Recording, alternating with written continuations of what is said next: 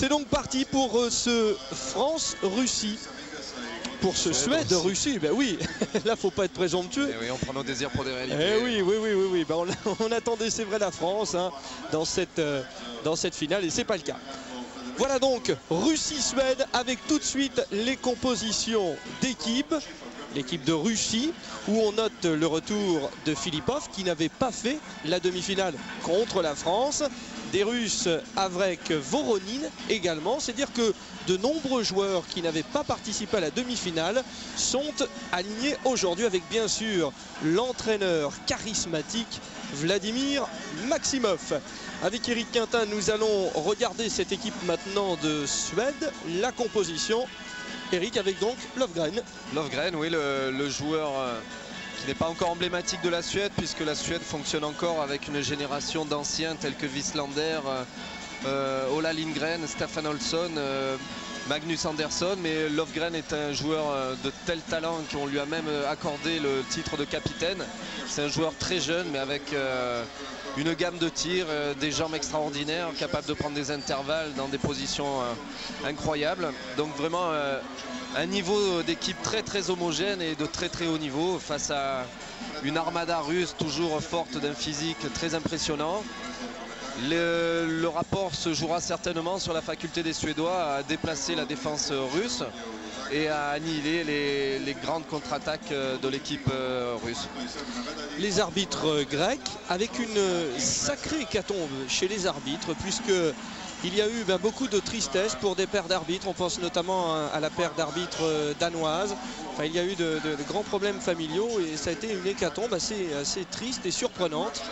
Et donc c'est une sacrée promotion, non pas pour cette petite mascotte de cet Euro 2000 ici en Croatie, mais pour les arbitres grecs qui ont donc une sacrée responsabilité pour ce Russie-Suède. Donc il faut-il vous le rappeler, est une revanche des derniers championnats du monde. La Suède s'était imposée en Égypte et avait donc battu la Russie. Alors nous allons découvrir cette équipe russe qui va débuter donc en attaque avec bien sûr Andrei Lavrov qui a joué en France, qui habite en France, qui est un grand amoureux de notre pays. Il y aura également donc Voronin qui va débuter sur l'aile droite. Également Filipov à gauche. Le pivot en l'absence de Torgovanov qui est blessé, c'est Molachenko. À l'arrière, Igor Lavrov qui a le ballon, Tuchkin et Kotkov qui en l'absence de Koudinov doit assurer les choses courantes en attaque. C'est parti pour cette finale des 4e championnats d'Europe de handball. Lavrov, Tuchkin pour Kotkov. Voilà, les Suédois qui ont choisi immédiatement leur défense habituelle, une 6-0, alors que lors des matchs de poule, ils avaient tenté de faire une 3-2-1. Là, la défense suédoise s'est remise sur ce qui faisait leur force ces dernières années, un axe central construit autour de Lindgren et Wislander et Staffan Olsson de l'autre côté. Avec un premier échec de Kotkov et pourtant l'attaque russe avait réussi à désarçonner la défense suédoise et Franzen qui trouve le poteau. Ouais, sur une belle contre-attaque à la suédoise, hein, Staffan Olsson qui vient fixer de façon très forte sur son côté droit et qui arrive à transmettre avec une passe magnifique à Wislander qui transmet immédiatement dans le tempo. C'est ce qui fait la force des Suédois. On ne porte pas trop le ballon, on essaye de tout faire pour que les engagements des uns et des autres se fassent toujours dans parfaite harmonie et c'est leur force. C'est ce qui doit inspirer un petit peu notre équipe qui a un petit peu mal géré ce genre de situation face à l'équipe d'Espagne. Pogorelov est au poste d'arrière droit. Le voici qui touche le ballon, Pogorelov. Les arbitres sifflent à l'encontre de Wislander qui est associé donc en défense à Olsson, Lindgren, Franzen. Magnus Andersson étant à gauche, tout comme Thorsson de l'autre côté à droite au poste 1. Les Russes qui ont le choix sur le poste d'arrière droit entre Tuchkin et Pogorelov sont deux grosses forces de frappe, mais Pogorelov est droitier, ce qui peut poser des problèmes différents aux défenseurs suédois. Oui, à noter que c'est Svensson qui commence dans les buts et qui commence bien Svensson. Hier en demi-finale face à l'équipe d'Espagne, Peter Genzel a été monstrueux. Et Thomas Svensson étant aussi un gardien emblématique et mythique. L'entraîneur suédois Bengt Johansson qui est de toutes les grandes victoires suédoises de la décennie passée. peut faire son turnover. Allez, Magnus Andersson avec Olsson. Pour l'instant, Löfgren ne joue pas. Il a été blessé. Löfgren a dû donc être privé de demi-finale. Vranjes qui a été très applaudi ici. Vranjes d'origine de l'ex-Yougoslavie. Andersson avec Olsson et Thorsson qui tentait la roucoulette sur Lavrov qui est encore là. Igor Lavrov. Andrei et Igor, hein. Aucun lien de parenté entre deux. Aucun lien. Et Igor Lavrov qui tente son tir en appui, il trouve Thomas Svensson. Le jeu des Suédois semblait être suédois, il est en forme. Magnifique, il est en folie, bouillant, tel un Suédois du Sud. Mais les Suédois, le jeu des Suédois semblait être bien en place sur les deux actions précédentes. Un manque de réussite au tir de la part de nos deux ailiers. Un bel arrêt de Andrei Lavrov sur le tir de Thorsson. Mais le jeu était très fluide et allait très vite d'un côté à l'autre. Donc il semble bien en forme. Ouais, 3 minutes de jeu, toujours 0-0. Il va y avoir un penalty pour les Russes. Lors du premier tour, Russes et Suédois étaient dans la même poule. Les Suédois ont battu les Russes 28-25. C'était sur Pathé Sport. Et donc avantage aux Suédois. Filipov au pénalty face à Svensson. Oh là là, ça paraît tellement simple et donc énervant pour le gardien. 1-0 pour la Russie.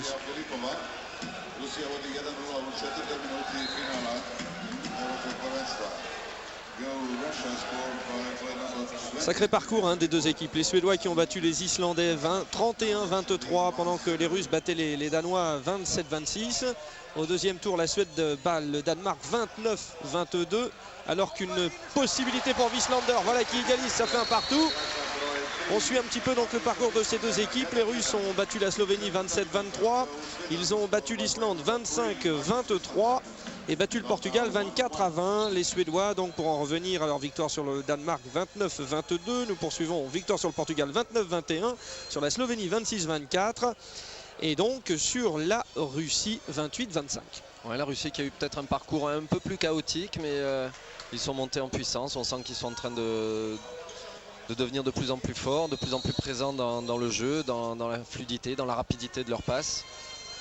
Mais là, l'adversaire est donc l'adversaire le plus difficile pour eux dans cet Euro et les forces seront certainement très équilibrées entre ces deux équipes. Lavrov, Touchkine, les deux copains qui ont eu beaucoup de misère en début d'année. Ça sera récupéré pour les Russes. Touchkine et Lavrov qui ont été victimes d'un accident de voiture au retour d'un match de Bundesliga alors que les deux clubs de ces deux joueurs russes s'affrontaient. On a bien cru que la carrière de Touchkine était terminée, mais il est revenu in extremis 3 semaines avant cet Euro. Il est là, le voici Alexander Touchkine avec Kotkov et puis Lavrov, Filipov. Lavrov qui cherchait Moshkalenko, qui a une sacrée responsabilité. Moshkalenko en l'absence de Torgovanov, qui est un des meilleurs pivots du monde depuis une dizaine d'années. Ouf, le tir d'Igor Lavrov. Ouais, une fusée largement au-dessus de la cage. Lavrov qui essaye de montrer qu'il peut être présent et qu'il doit susciter du danger également à la défense suédoise pour l'obliger à monter sur lui. Oh ben... c'est superbe. Voilà la fluidité suédoise. La clairvoyance également, hein, c'est leur force aussi. Tout de suite adapté à la situation qui se propose.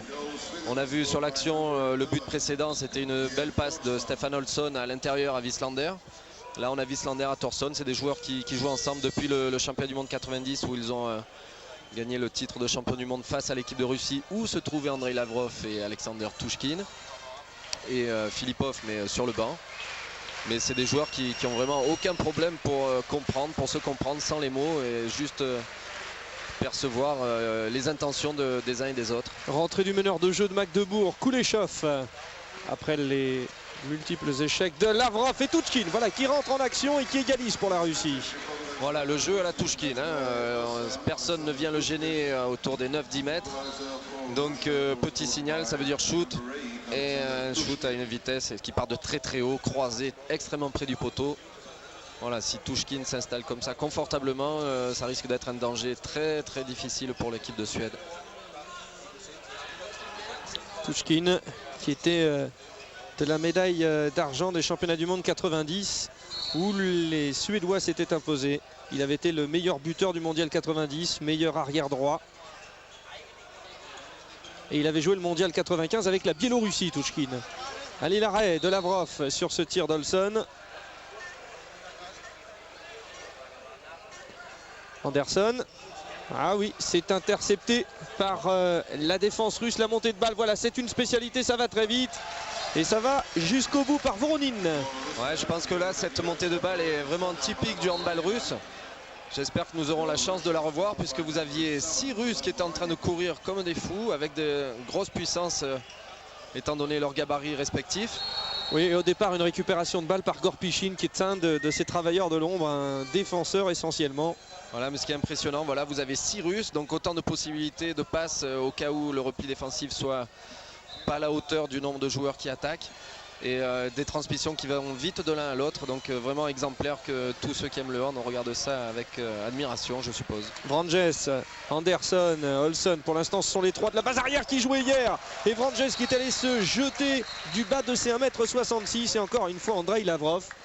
Nous avons essayé de voir ce matin, il était prêt à parler avec tout le monde, mais tout sauf du match. Moi, voilà jouer en France. Vous imitez très bien Andrei Lavrov, Eric Quintin. Vranjes. Andrei Lavrov qui parle très bien français, nettement mieux que ce que je le fais. Sans aucun doute. Mais qui a vraiment envie que son équipe soit présente. Et le but de Wieslander avec encore une fois... Encore une fois une passe à l'intérieur entre... De qui? D'Olson. Et oui. Olson et Magnus Wieslander qui jouent les yeux fermés. Ils jouent à Kiel ensemble, hein, on le rappelle. Voilà, une magnifique passe. Wieslander toujours aussi efficace. Là où il est impressionnant, c'est qu'il est capable d'attraper le ballon dans 10 cm² et de tourner et d'impulser dans le même espace sans être gêné, puisqu'il est tout de suite orienté face au but. Oui, ça fait 10 ans que ces deux joueurs se trouvent les yeux fermés sur un terrain. Staffan Olson qui, grâce à cette relation, est encore le 2e meilleur joueur dans le classement des passes décisives, c'est-à-dire des passes au 6 mètres qui donnent un but. Et il est passé facilement en Kuleshov, en tout cas mieux que Igor Lavrov tout à l'heure. Ah ouais, un grand joueur, hein, Kuleshov, 25 ans uniquement, mais d'énormes qualités. Un joueur dont il faut vraiment se méfier. Je crois qu'on l'a vu pour la première fois avec l'équipe de Russie au Goodwill Games à Saint-Pétersbourg en je ne sais plus quelle année. Oh, ça a été remporté par la France, ça, hein. Oui. Mais c'était une équipe de Russie relativement jeune qui faisait des expériences avec justement Kuleshov, mais qui avait vraiment impressionné son monde, vu qu'il était encore très jeune à l'époque. Mais la France avec Eric Quintin avait été très forte. Oh, merci Fred. Lovgren. Thorson pour Lovgren. Lovgren qui a remplacé Vranjes, qui est en difficulté donc sur Andrei Lavrov.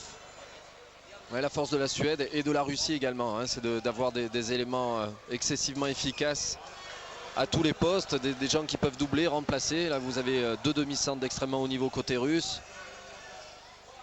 Sur toutes les lignes, peut-être un petit peu moins sur les lignes avant, où il y a moins de solutions de rechange, mais sur les lignes arrière, en tout cas, ça peut tourner et l'efficacité est toujours présente. Je vous parlais des passes décisives, hein, qui sont encore une fois ces passes au 6 mètres qui amènent un but. Donc Staffan Olson est le 2e du classement. Le 4e, c'est Sergei Pogorelov, le russe. Des Russes qui, avec Igor Lavrov, sont également bien placés dans ce classement. Tout ça pour dire que voilà, encore une fois, vous avez vu, ça c'est typique jeu russe. On va beaucoup jouer sur le pivot, en utilisant un minimum de largeur du terrain en attaque.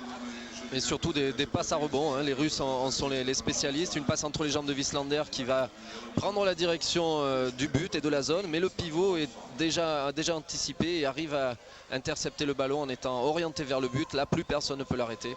Possibilité de +2 pour les Russes avec Filipov au pénalty. Svensson a fait un travail de sape sur Filipov qui a sans doute payé puisqu'il y a échec de l'ailier russe.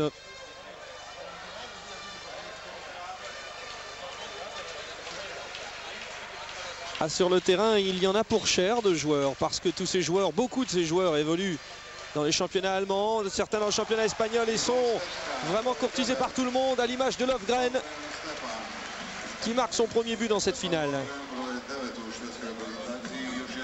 Stéphane Lovgren qui a été le gros transfert de l'intersaison puisqu'il est allé jouer, enfin il est parti de Niederwüsbach où il évoluait justement avec Andrei Lavrov. D'ailleurs il habitait avec Andrei Lavrov et les Français, c'est-à-dire Cordigné, Schaff, Joulin et puis Houlet. Ils habitaient tous à Forbach. Et Lovgren donc est parti à Kiel, le double champion d'Allemagne en titre. Oh, cette passe dans le dos de Kuleshov. Allez, c'est récupéré Et Moskalenko, alors que le banc suédois a demandé une faute.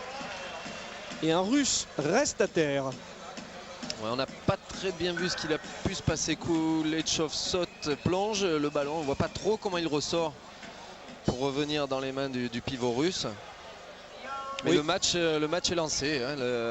Les équipes ont décidé de doser. Là, Kuleshov avait tenté une passe dans le dos à un ailier qui rentrait, à Filipov. Donc la période d'observation qui aurait pu être en début de match a été rapidement effacée pour entrer de plein pied dans le match où chacun ose s'exprimer, ne serait-ce que sur le dernier tir de Lofgren qui était magnifique. On peut revenir un petit peu. Lofgren est monté très très haut, a amené le gardien dans la direction de sa suspension, c'est-à-dire vers l'extérieur, vers la gauche, et il a réussi à décroiser son tir. Pour que ça ne s'entende pas forcément, ce qui est assez particulier. Pogorelov, Igor Lavrov, Touchkine, Voronin sur l'aile droite pour Filipov. Ouais, les Russes ont changé leurs deux ailiers, hein. Peut-être la volonté d'avoir deux ailiers très frais. C'est ce que peut se permettre cette immense équipe de Russie qui a toujours un réservoir énorme de joueurs. Allez, attention au refus de jeu, les Russes vont devoir tirer. Ce tir de Pogorelov et Moskalenko, assez dommage, ça c'est assez rare, hein. Les Suédois sont complètement relâchés sur ce tir. Ah, il y avait un tir énorme de notre ami Pogorelov. Alors là, boum, ça fait trembler les buts en pleine lucarne, et Touchkine qui a la clairvoyance qu'il faut pour servir un ballon à l'intérieur.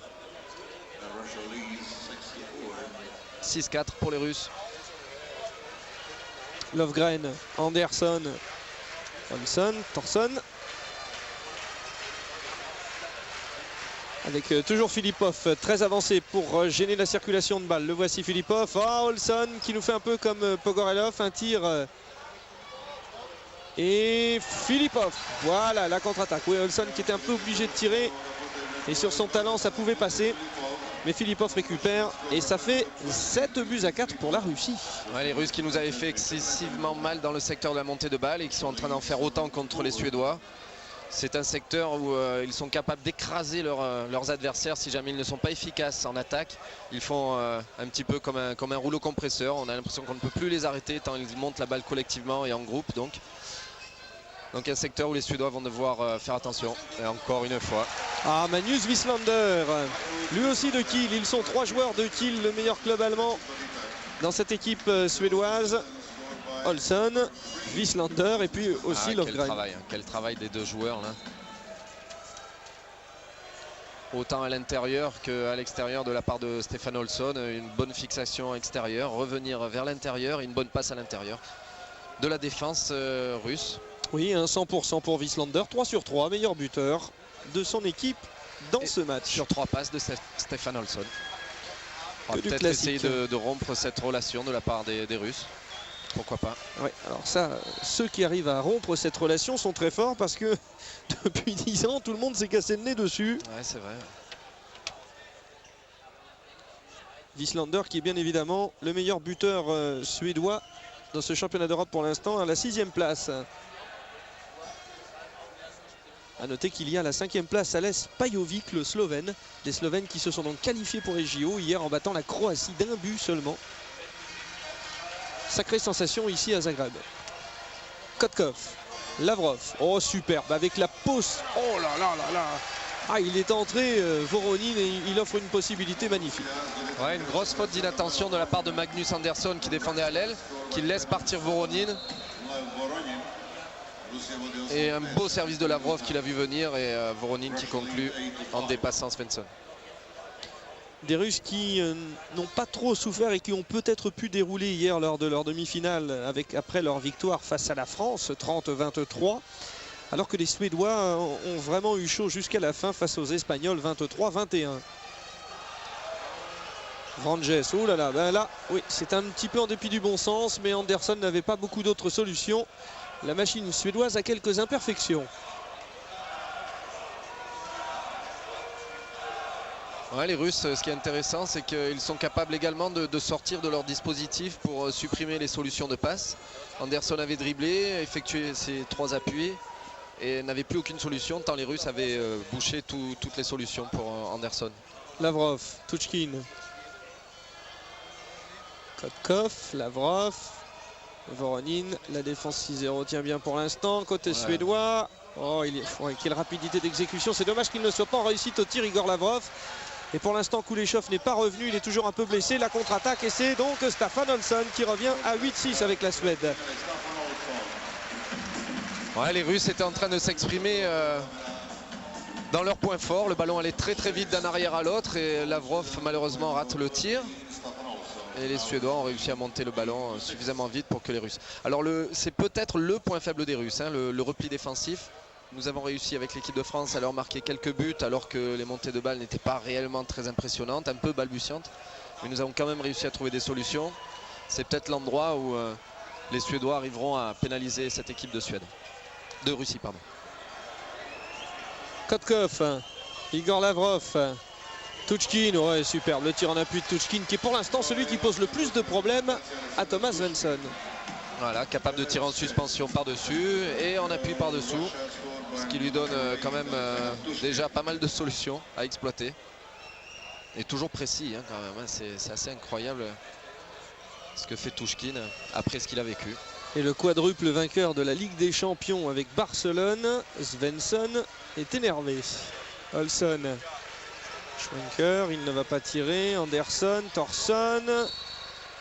Bonne défense d'Igor Lavrov. Ouais, il faut laisser le minimum de place à Thorsson. Il n'est pas excessivement dangereux en 1 contre 1, mais dès que l'intervalle se libère à l'extérieur, il a une gamme de tirs également avec énormément de tirs à effet qui lui permettent de marquer des buts avec des angles très très fermés. Carton jaune pour Pogorelov. Vranjes avec Franzen qui en l'absence de Peterson doit s'imposer. Thorsson, ouh là là, il est sacrément secoué Thorsson par l'action conjointe de Filipov et de Pogorelov. La défense russe qui est privée de Grebnev, qui s'est blessé au genou et qui est donc rentré dans son club de Ciudad Real en Espagne. Grebnev qui est affectueusement appelé par Andrei Lavrov. Alors bon, on va se permettre, on est obligé, c'est le surnom. Donc il l'appelle la Mercedes. Pourquoi? Parce qu'il fait 140 kg comme le numéro de la même voiture. Enfin bon, je cite Andrei Lavrov. Hein. Anderson, Thorsson. Ouh, la passe pour Vranjes, c'est superbe. Une magnifique passe d'Anderson, un petit peu comme celle d'André Golic tout à l'heure, dans le dos du défenseur à rebond. Et Vranjes arrive lancé dans l'intervalle et arrive à prendre le ballon quand il est en train de remonter. Une magnifique entente entre ces deux joueurs de petit gabarit et qui arrivent quand même à tenir une place très très efficace dans le secteur offensif face à une équipe où les défenseurs sont, on le rappelle, culminent pour la plupart à plus de 2 mètres. Oui. Vous faisiez référence à Andrei Golic. Alors si vous voyez cette finale en rediffusion, c'était donc peut-être pas tout à l'heure, mais je vous rappelle bien sûr donc que l'Espagne s'est classée 3e de cet Euro devant la France et que pour l'instant, pour la première place, c'est bien parti pour les Russes qui inscrivent leur 10e but avec Moshkalenko. Ouais, l'entame du match est plutôt, et puis même très certainement favorable à cette équipe russe. C'est un des... De toute façon, il faut qu'ils restent très attentifs. Les Suédois ne lâchent rien, comme évidemment. Puis la qualité de leur jeu leur permet de récupérer des ballons très souvent. Et encore Andrei Lavrov. Sur une relation encore entre Stefan Olsson et Wislander. Oui, c'est dire qu'il y a donc des possibilités de mettre en échec ce duo. Andrei Lavrov, qui évolue donc au Badel Zagreb, ici même, dans le club local, et qui n'est pas du tout content parce qu'il n'est pas payé depuis 3 mois. Et il n'attend qu'une chose, rejouer en France. Et comme il sait que son match est sur Pathé Sport, il va encore briller et il nous l'a dit. Ouh, Pogorelov. Oh, Svensson qui avait jailli à la façon des gardiens scandinaves. Et puis Pogorelov qui peut récupérer le ballon, qui est d'ailleurs Dimitri Kouzlev qui ressemble comme 2 gouttes d'eau à Pogorelov. Voilà, un gros tir là de Pogorelov. Svensson ne peut pas faire autre chose que de le repousser. Alors ce genre d'action témoigne en général du camp que choisira la réussite. Il est extrêmement dur de gagner quand les ballons contrés ou repoussés par la barre reviennent immédiatement dans les mains de l'adversaire, comme ça a été le cas sur l'action précédente. Donc un petit signe qui risque d'être difficile pour l'équipe de Suède. Mais on connaît leur valeur morale et c'est pas ce genre d'éléments qui risquent de les perturber plus que de nature. Mais bon, peut-être un signe de la chance pour les Russes. Kotkov va retrouver sa position derrière gauche. Il avait laissé Dimitri Kouzlev à ce poste, lui qui évolue à Minden, Kouzlev. Kotkov, lui, joue à Gummersbach. Oula, il a été balancé, le pivot russe. Moskalenko. Stefan Olsson la passe dans le dos pour Thorson qui va maintenant pouvoir battre sans problème Andrei Lavrov. Sous le regard de ceux qui ont participé à cet Euro, puisque les joueurs sont installés tous dans une tribune et beaucoup sont restés pour regarder la finale. Ouais, une belle montée de balle suédoise dans le secteur où la Russie semble avoir le plus de difficultés. C'est peut-être dû à leurs énormes gabarits, mais quand on voit la vitesse à laquelle ils montent les ballons, on peut se demander pourquoi ils ne courent pas aussi vite dans l'autre sens. Pourtant le terrain est bien plat, hein, on le précise. Précision importante. Merci Eric d'être notre consultant. Tuchkin avec l'arrêt de Svensson. Je pense que c'est le premier arrêt de Svensson sur un tir de Tuchkin qui évidemment se fait dans des conditions un peu difficiles. Ouais, donc... un peu balancé, les arbitres ne reviennent pas à la faute. Ça fait 2 actions où les Russes sont un peu gênés au moment du tir, mais l'arbitrage laisse le jeu s'exprimer quand même. Oui, ça fait 2 sur 3 pour Tuchkin. Ils sont nombreux les Russes à avoir marqué 2 buts. Voronin, Tuchkin, Moskalenko, Kouzlev et Filipov. Ouais, Pogorelov qui a un 0 sur 3. Un petit peu décevant pour ce joueur qu'on aime beaucoup. N'est-ce pas Frédéric? Vous aimez bien ce joueur? Vous l'aimez beaucoup, moi j'aime tous les joueurs. Wieslander qui marque un but. Encore une fois, alors la même chose. Hein. Wieslander qui est vraiment dans ce rôle de pivot.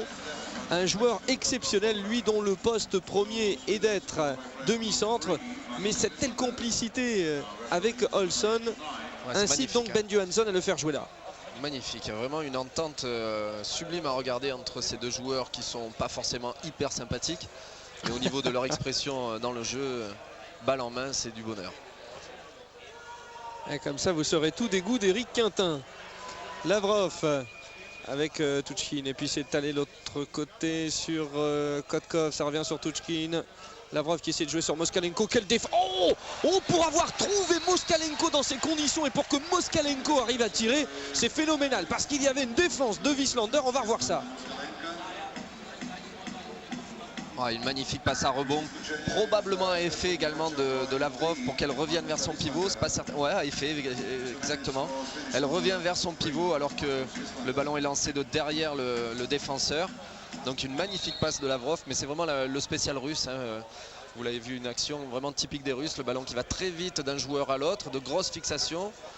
Une fois que le déséquilibre a été trouvé, Lavrov arrive à lâcher un ballon à rebond, extrêmement dur à intercepter pour les défenseurs. Et le pivot arrive à avoir l'efficacité qui correspond à l'ensemble de cette belle action. Voilà, et encore 1 minute 40 d'infériorité numérique pour les Suédois qui ne vont pas perdre le ballon sur cette occasion et qui donc vont faire une bonne opération puisque le temps tourne toujours. En l'absence de Wieslander. Vranjes. Eh bien encore, ça continue, ne changeons rien. Wieslander est heureux. Ouais, c'est vraiment surprenant cette réponse qu'ont trouvé les Suédois en intégrant un joueur comme Vranjes. Oula, dommage. Oui. Oui, il y avait d'ailleurs un joueur très petit par le passé. Alors avec la marge d'erreur, ça se finissait par Son, mais... Hein, vous avez joué contre lui, Eric Quintin. Qui jouait à l'aile. Oui, il jouait à l'aile, oui. Alors que là, vraiment, la première fois que les Suédois ont sorti Ljubomir Vranjes, on s'est demandé quel était l'objectif. Et puis en fait, c'est vrai que c'est le genre de joueur qui pose de gros problèmes à des grands gabarits comme les Russes, puisque leur défense se fait souvent au niveau de sa tête ou au-dessus de ses épaules. Ce qui pose évidemment des gros problèmes au niveau des sanctions choisies par les arbitres. Oh là là, et encore Moskalenko. Ah, dites-moi, pour ceux qui étaient inquiets de l'absence de Torgovanov, ne vous en faites pas, Moskalenko est présent. Voilà, un superbe travail du pivot russe qui vient tourner le dos à Ola Lindgren, qui se préserve un espace devant lui, et Lavrov n'a plus qu'à tranquillement déposer une balle à rebond, mais il le fait avec une telle clairvoyance et une telle vista que le pivot russe réussit à être tout seul face au but. Il s'appelait peut-être Anderson, le fameux joueur petit ailier. Il a un point commun en plus avec Vranjes, c'est le fait qu'il soit arqué. Voilà, donc on a conclu sur le chapitre. C'est un grand ami d'Olsson d'ailleurs, ce joueur. Hein. Exact. Alors encore une fois, perte de balle des Suédois qui ont encore 7 secondes à jouer en infériorité numérique. À 5 minutes de la fin, ça va mal, hein. Ah, les Russes, il ne faut jamais les enterrer. Voronin, la roucoulette sur Svensson. Et les Russes sont en train de prendre une sacrée revanche sur cette équipe suédoise qui les avait malmenés en finale du dernier mondial. Ouais, magnifique tir de Voronin, un tir à effet, une roucoulette. Mais une belle action russe en prolongement de contre-attaque alors que les Suédois étaient toujours en infériorité numérique. Les Russes en ont profité. Non, les Suédois vont devoir trouver d'autres solutions. Ils ont fait sortir Staffan Olsson qui était le seul à trouver une relation avec Wislander qui était efficace. Donc on va voir, il y a peut-être... Oh là, ouais, passage en force de Vranjes, c'est incontestable. Et les Russes pour peut-être prendre un ascendant psychologique terrible juste avant la pause. Pour les joueurs de Ben Johansson, ça va être difficile. Alors pour l'instant 2 pivots avec dans la bagarre, dans la lutte, Kouzlev. Et Voronin s'écarte. Le voici, Voronin. Les Russes qui temporisent un petit peu. Ils sont à 4 minutes de la fin. Un avantage de +5. C'est un avantage psychologiquement très intéressant pour eux s'ils arrivent à le conserver jusqu'au vestiaire.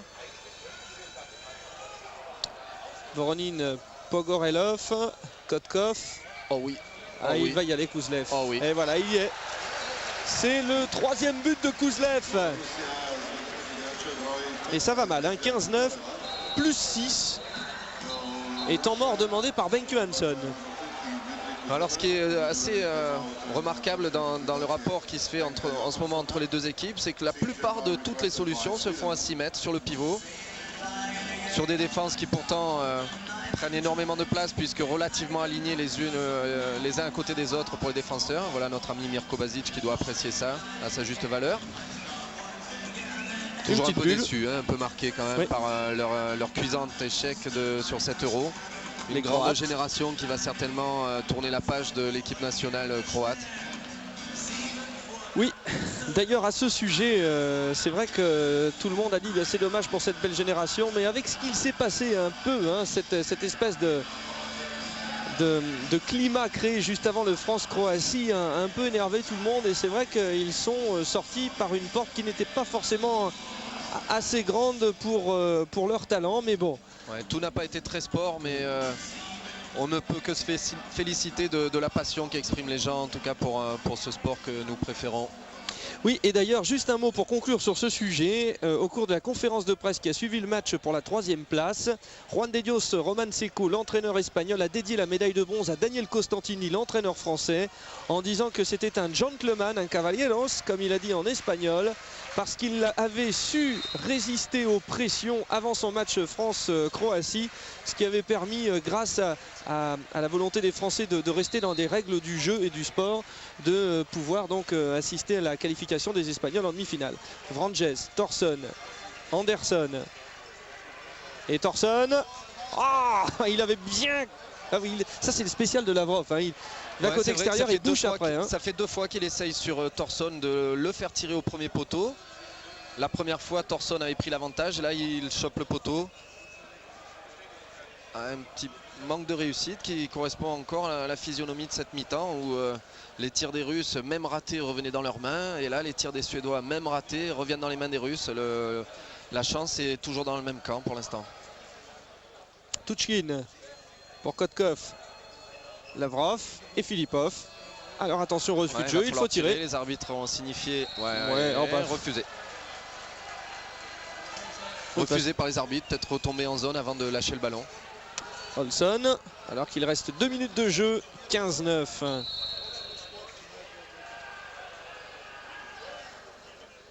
Ah, c'est assez surprenant parce que les Russes sont toujours...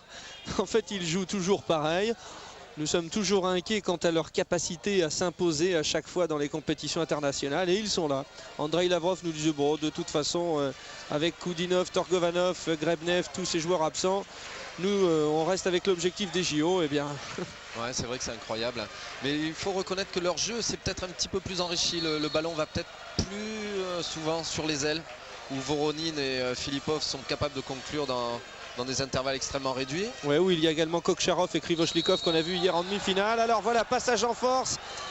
Encore une fois pour les Suédois, ça va mal. Alors c'est là que peut-être que le match de poule a créé quelques petits déséquilibres chez les Suédois qui se sont rendus compte qu'ils avaient été capables de battre des Russes en essayant quelques petits gadgets comme la défense 3-2-1 qui n'est pas du tout dans leur patrimoine mais qu'ils ont essayé d'expérimenter face aux Russes. Et les choses qui se sont passées lors du match entre eux pendant les poules sont en train peut-être d'influencer le comportement des joueurs russes et suédois. Touchkin qui tentait un tir en appui, attention au Filipov qui est passé juste à côté. Thorson a pris des risques mais c'est passé pour les Suédois qui ont encore 35 secondes avant la fin de la première mi-temps pour revenir à 5 buts d'écart. Anderson, Olsson, tous ces joueurs champions du monde en 90 et en 99. C'est pas le cas de Vranjes qui lui l'a été en 99. Anderson. Ouais, défense russe qui est très haute. Il y a peut-être y avoir moyen de marquer un but avant la fin de la mi-temps. Oui. On a 8. Oh l'erreur. Allez pour Vranjes et pour Wieslander. Surtout le poteau de Wieslander. Ah bien ça c'est très rare ça. Là c'est vraiment très rare de voir Wieslander se louper comme cela. Et c'est donc pour l'instant la grande sensation pour cette première mi-temps de la finale de l'Euro 2000. L'équipe de Russie mène devant la Suède sur le score de 15-9. Voilà, Wieslander sur cette action qui est extrêmement déçue parce que c'est une action qui aurait pu faire mal aux Russes psychologiquement.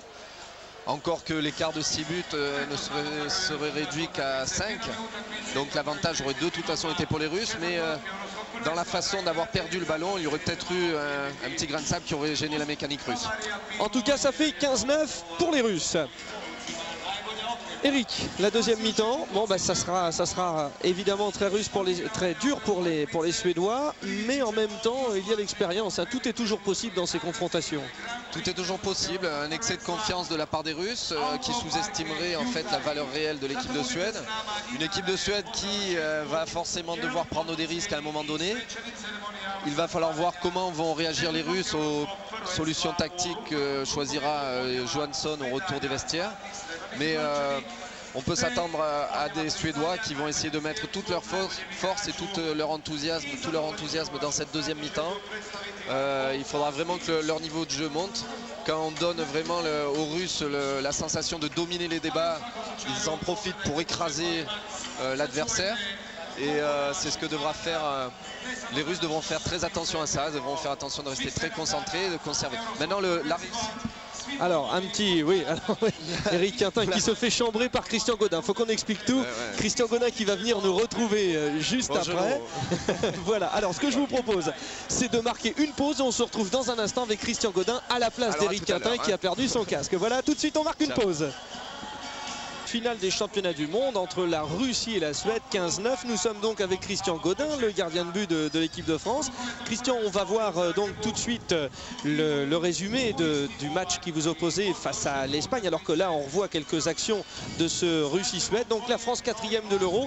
Juste avant de voir ce résumé, Christian, ça reste quand même une belle performance. Oui, tout à fait. Si on nous avait dit ça avant le championnat d'Europe, je pense que beaucoup de monde aurait signé. Maintenant, bon, il est évident que finir sur une défaite, c'est jamais très agréable. Et les féminines pourront témoigner. Bien. Donc nous allons nous retrouver dans un instant avec Christian Godin. Mais tout de suite, je vous propose de suivre le résumé de Pascal Crène de ce match pour la médaille de bronze de l'Euro 2000 entre l'Espagne et la France. Top Magnéto.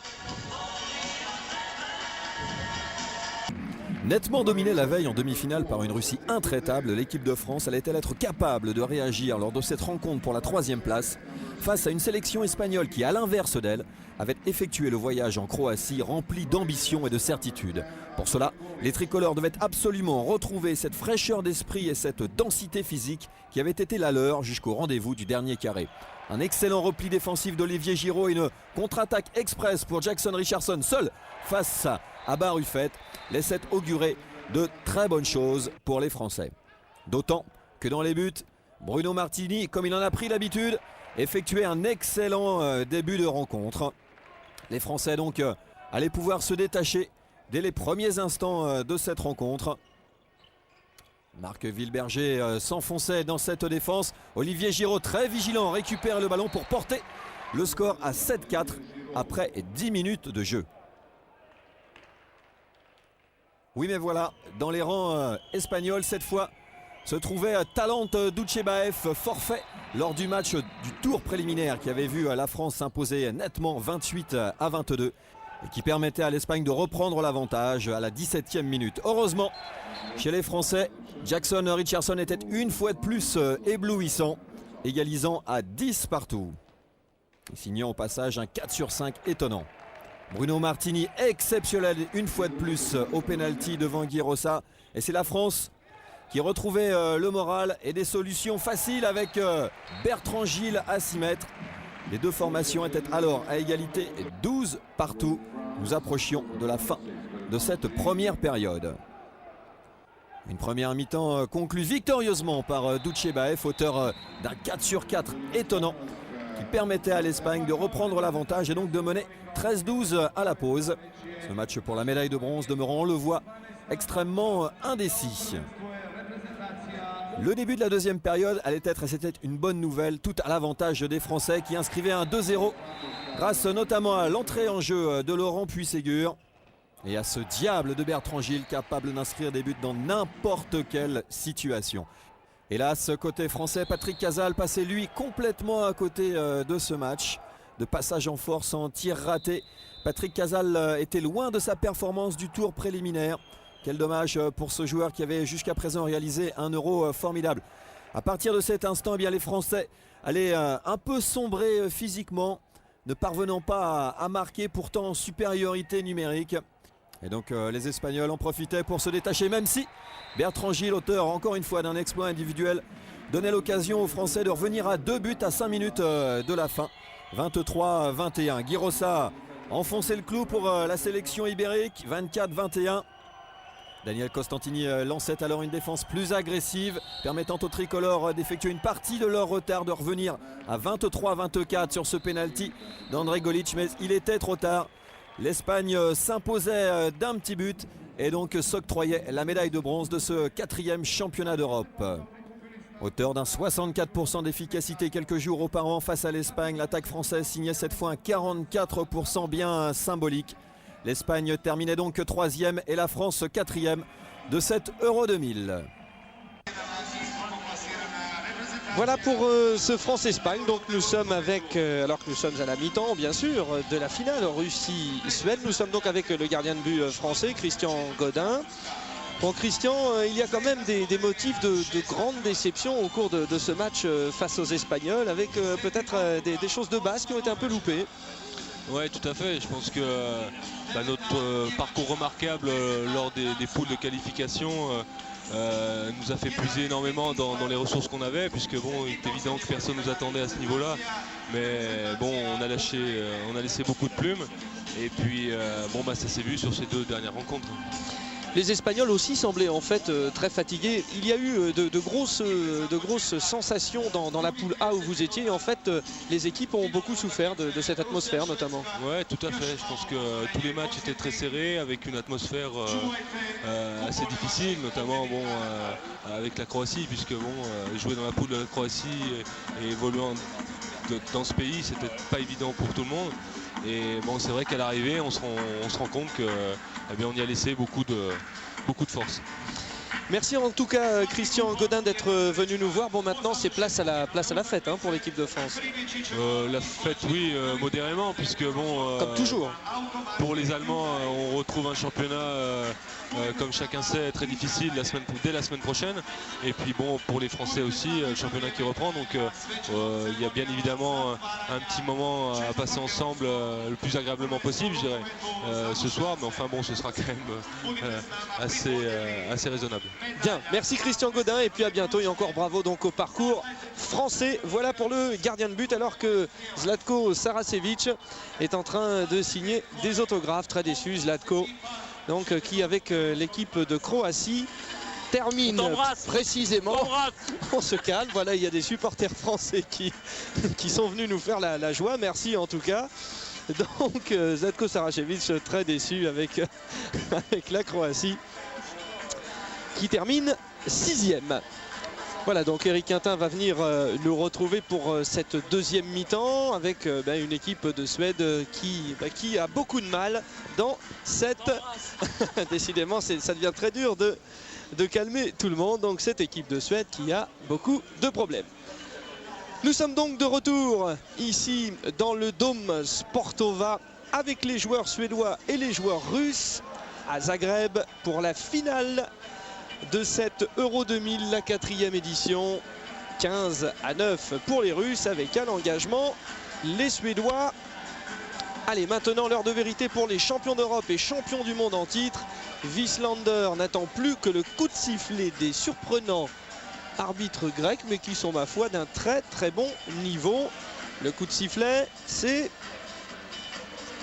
parti. Voilà. Ce qui est surprenant, ce n'est pas qu'ils soient grecs, hein, c'est qu'au vu de leur performance précédente, on avait du mal à imaginer qu'on leur confie l'honneur d'arbitrer une finale, mais très bien. Une nouvelle nation dans le concert international, oui, voilà, c'est excellent. Ça, hein. Donc c'est surprenant qu'ils soient grecs parce que la Grèce n'est pas un grand pays de handball quand même. Merci pour tout, Eric.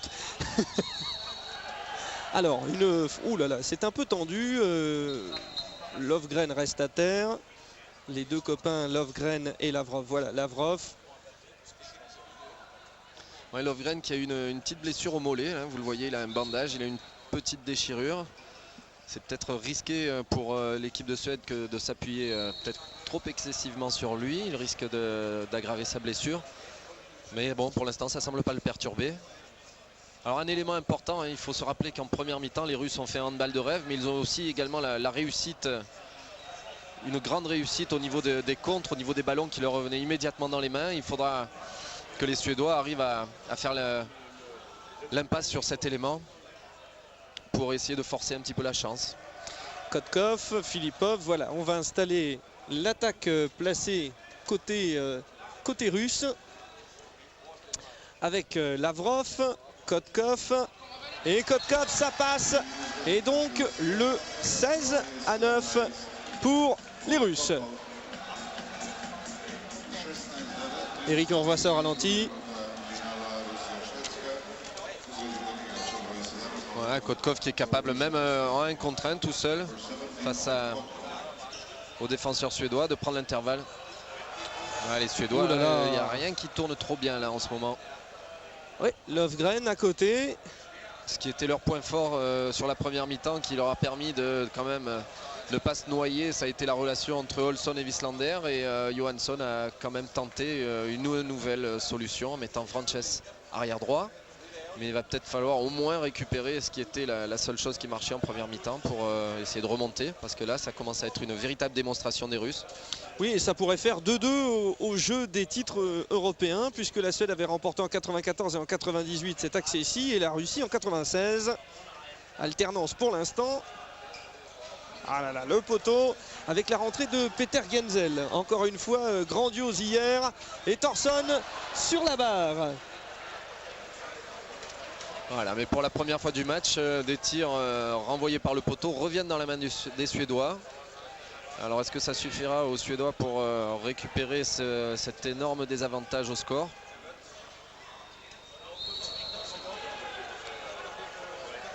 Allez, il ne faut pas que cette finale soit à sens unique. La Suède a une renommée, une réputation à défendre. Andersson, Vranjes, Lovgren, Schwenker. Voilà, Lovgren y va, faute, penalty. Et 2 minutes pour Filipov. Donc 2 minutes qui pourraient permettre à nos Suédois de se rapprocher un tout petit peu, de réduire cet écart de 7 buts.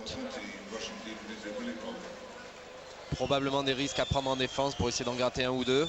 Et Lubomir Vranjes face à Andrei Lavrov. Voilà, ça fait 16-10. Lubomir Vranjes qui a quitté Göteborg pour Granollers cette année, en 99. Ouais, un joueur qui n'est pas sans rappeler Bruno Basneville, qui a fait les beaux jours de Gagny à une belle époque et qui fait les beaux jours d'Ajaccio en ce moment. Salut Bruno. Le même type de gabarit et la même vitesse. Lavrov, Kotkov. Ça va aller jusqu'à Pogorelov. Ouais, les Suédois restent quand même alignés, hein, 6-0. Ils pensent que le temps leur permet de remonter tranquillement sans se précipiter. Voronin. Eh oui, c'est marché. Refus de jeu. Ah, refus de jeu sifflé par nos amis grecs. Lovgren.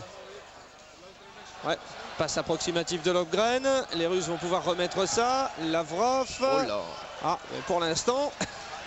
Oui, vraiment des passes un peu approximatives de la part des Russes et des Suédois.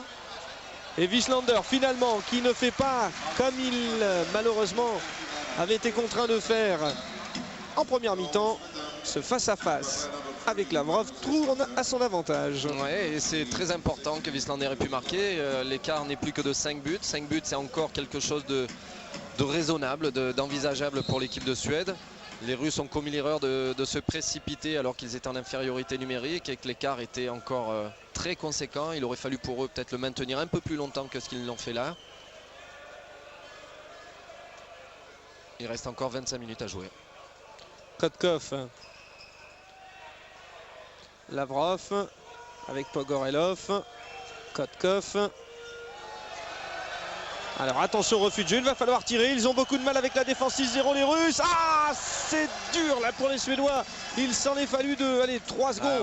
Oui, il n'en fallait pas plus. Il aurait fallu peut-être encore une passe vers Pogorelov.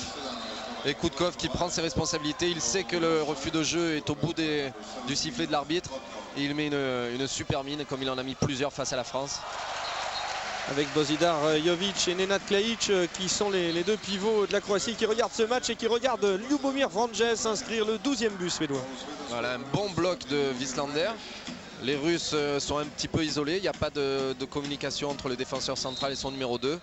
Vranjes prend le bloc et conclut. Touchkine, Lavrov, Pogorelov et devant Moskalenko, encadré par Filipov que voici et Voronin de l'autre côté. Des Russes qui là viennent de prendre une petite série. Ouais, la rentrée de Touchkine, c'est peut-être justement pour éviter ces situations où le refus de jeu était prêt à être sifflé. On sait qu'avec Touchkine, les tirs peuvent être pris pratiquement à n'importe quel moment si la défense est un peu inattentive. Attention au refus de jeu encore une fois. Et cette fois-ci, ça ne tourne pas l'avantage des Russes avec cet arrêt de Genzel sur Filipov. Vranjes, ça va très vite pour Stefan Olsson. Ah, Stefan Olsson, c'est rare de le voir comme ça. On se souvient d'une très belle image de Olsson avec son club de Kiel qui lors du dernier match du championnat l'année dernière s'était retrouvé en pareille situation et qui était allé bondir au niveau de la cage. C'était d'ailleurs face à Flensburg en Handewitt. C'est pas tout à fait le dernier match, c'était le match qui donnait le titre pratiquement.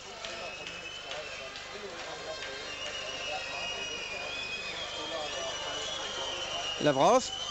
Voilà, quel travail du pivot russe. Oh, Moskalenko, hein, il trouve des possibilités. Et là, c'est un penalty sifflé suite à cette faute d'Ola Linden.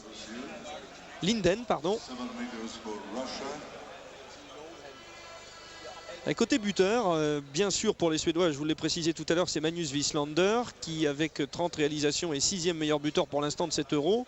Lofgren est 9e ex aequo. Pour les Russes, il faut aller un petit peu plus loin. Kotkov avec 20 buts et 27e alors que Filipov est ex aequo avec lui. Le voici Filipov. Face à Genzel. Et ouais, l'arrêt de Genzel. Et oui, un ballon qui revient chez les Russes. Les Suédois doivent faire très attention. Tous les ballons sont extrêmement précieux pour eux, peut-être encore plus que pour les Russes actuellement, vu que l'écart est de 5 buts. Et sur un arrêt du gardien qui repart vers l'extérieur, il faut à tout prix que les défenseurs suédois soient présents. Kotkov. Alors que Kuleshov est revenu après avoir pris un coup en première mi-temps, on ne l'avait plus revu depuis un petit bout de temps. Kotkov. Voilà, le bras levé par les arbitres. Ah ouais, encore le refus de jeu. Ils n'arrivent pas à servir leur pivot. Et Franzen qui peut permettre de revenir à -4. Voilà, ça y est, Franzen la contre-attaque. 17-13. Les Suédois reviennent dans le match.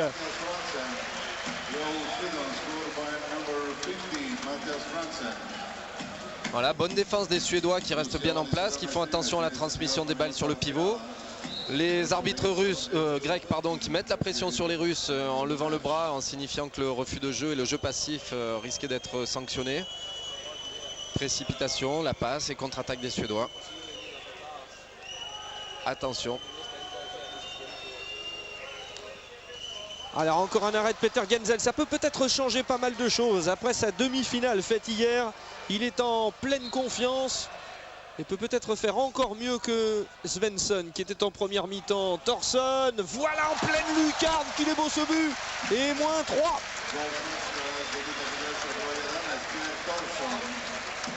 Ouais, il n'y a plus du tout la même percussion du côté des Russes. Là, le tir qui a été pris par Koudkov était un tir presque anodin vu le niveau de ce qu'il nous a montré contre la France. Et les Suédois retrouvent un petit peu de vigueur dans le secteur de la montée de balle, dans lequel ils sont largement supérieurs au repli défensif russe. Et sur le terrain côté suédois, un seul joue dans le championnat national, Mathias Franzen à Redbergslix. Voilà, le jeu des Russes recommence à être un petit peu latéral. Beaucoup moins dans la profondeur, moins de transmission sur le pivot et beaucoup moins de percussion du côté de Touchkine. C'est ce qui va permettre probablement aux Suédois de se rapprocher encore un peu au score s'ils continuent comme ça. Kuleshov et Lavrov associés en attaque. Touchkine. Attention, décidément, encore refus de jeu. Voilà, ils ont du mal. Ils n'y arrivent plus les Russes. Et possibilité d'un 4-0 pour les Suédois. Vranjes qui récupère le ballon. Il n'y a pas passage en force. Et Vranjes qui fait se lever tout le public croate ici est désormais tout acquis à la cause de la Suède. 17-15, ils sont revenus à moins 2. Et Lavrov n'est pas content auprès de l'arbitre grec. Et il prend 2 minutes, Lavrov. Il prend 2 minutes. Il est venu râler vertement auprès de l'arbitre. Il estimait qu'il aurait pu y avoir un passage en force. Il a dû penser qu'il était peut-être temps de mettre la pression un petit peu sur des arbitres grecs qui leur fait comprendre que le refus de jeu est pas loin d'être sifflé. C'est vrai que contre la France, les Russes ont joué relativement lentement quand ils ont été en tête. Ils ont empêché le jeu de prendre du rythme, alors que là, les arbitres empêchent ce jeu de s'exprimer trop lentement. Et les Suédois récupèrent des ballons un peu plus vite. Donc ça nous donne un jeu bien plus agréable à voir. Et une décision qui sera très difficile à deviner à 20 minutes de la fin du match. Et Pavel Sukossian, donc l'autre gardien, le grand ami de Philippe Gardan, est entré dans les buts. Et ça n'a pas empêché donc en infériorité numérique Voronin et les Russes de reprendre un petit peu d'avance. Ouais, un superbe tir de Voronin, lucarne coin long avec un petit angle. Mais une grande vitesse de bras, une grande fermeté dans le poignet. Il a beaucoup joué Sukossian lors du premier tour. Et puis bien sûr Lavrov a repris un peu le flambeau pour l'équipe russe. Et ça marque encore une fois avec Lovgren. On revoit ça. Ah oui, là il a tout le temps d'aller armer son tir sur cette passe de Vranjes. Il fait monter les bras du défenseur et il tire en dessous en croisant. Le gardien a tendance à suivre la trajectoire de la suspension du tireur et le côté croisé s'ouvre. À 10 minutes de la fin de cette finale de l'Euro 2000. Kuleshov avec Voronin, ça revient à Lavrov. Alors que c'est Kouzlev qui a fait son entrée au poste de pivot puisque Moshkalenko n'arrivait plus à avoir de ballon. Et attention à Pierre Thorson, voilà 18-17 et il n'y a plus qu'un but d'écart. Et la Suède revient en course. Les champions d'Europe et champions du monde en titre sont présents. Voilà. Maximov qui demande un temps mort. Qui va sûrement donner de la voix dans ce temps mort. Ah oui, Maximov, et d'ailleurs même dans les entraînements, il est très impressionnant.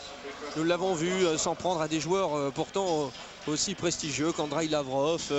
Il n'hésite pas, faut-il vous rappeler que la carrière de Vladimir Maximov est énorme. Un grand défenseur de l'équipe du RSS, champion olympique en 76. Et puis en tant qu'entraîneur de la Russie, champion du monde en 93 et en 97, champion d'Europe 96.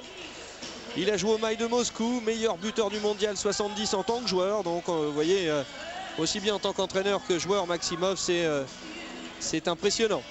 C'est une grosse pointure. Mais il faudrait faire attention pour les Russes. Le fil du match est en train de leur échapper. Ils dominaient largement les débats. Un écart de 7 buts contre une équipe de Suède, ça arrive extrêmement rarement. Et finalement, cet énorme avantage qu'ils avaient réussi à capitaliser en première mi-temps s'est réduit à un but d'écart. Ce qui veut dire que finalement, La conclusion de ce match est complètement incertaine, alors qu'avec un avantage de 7 buts, on aurait pu imaginer que cela pouvait être géré et que ça pouvait être conservé jusqu'à ce que la deuxième mi-temps se termine. Et c'est reparti avec des Russes qui ont maintenant toute la pression sur leurs épaules. Et Maximov poursuit cette association entre les deux demi-centres, Lavrov et Kuleshov. Voronin.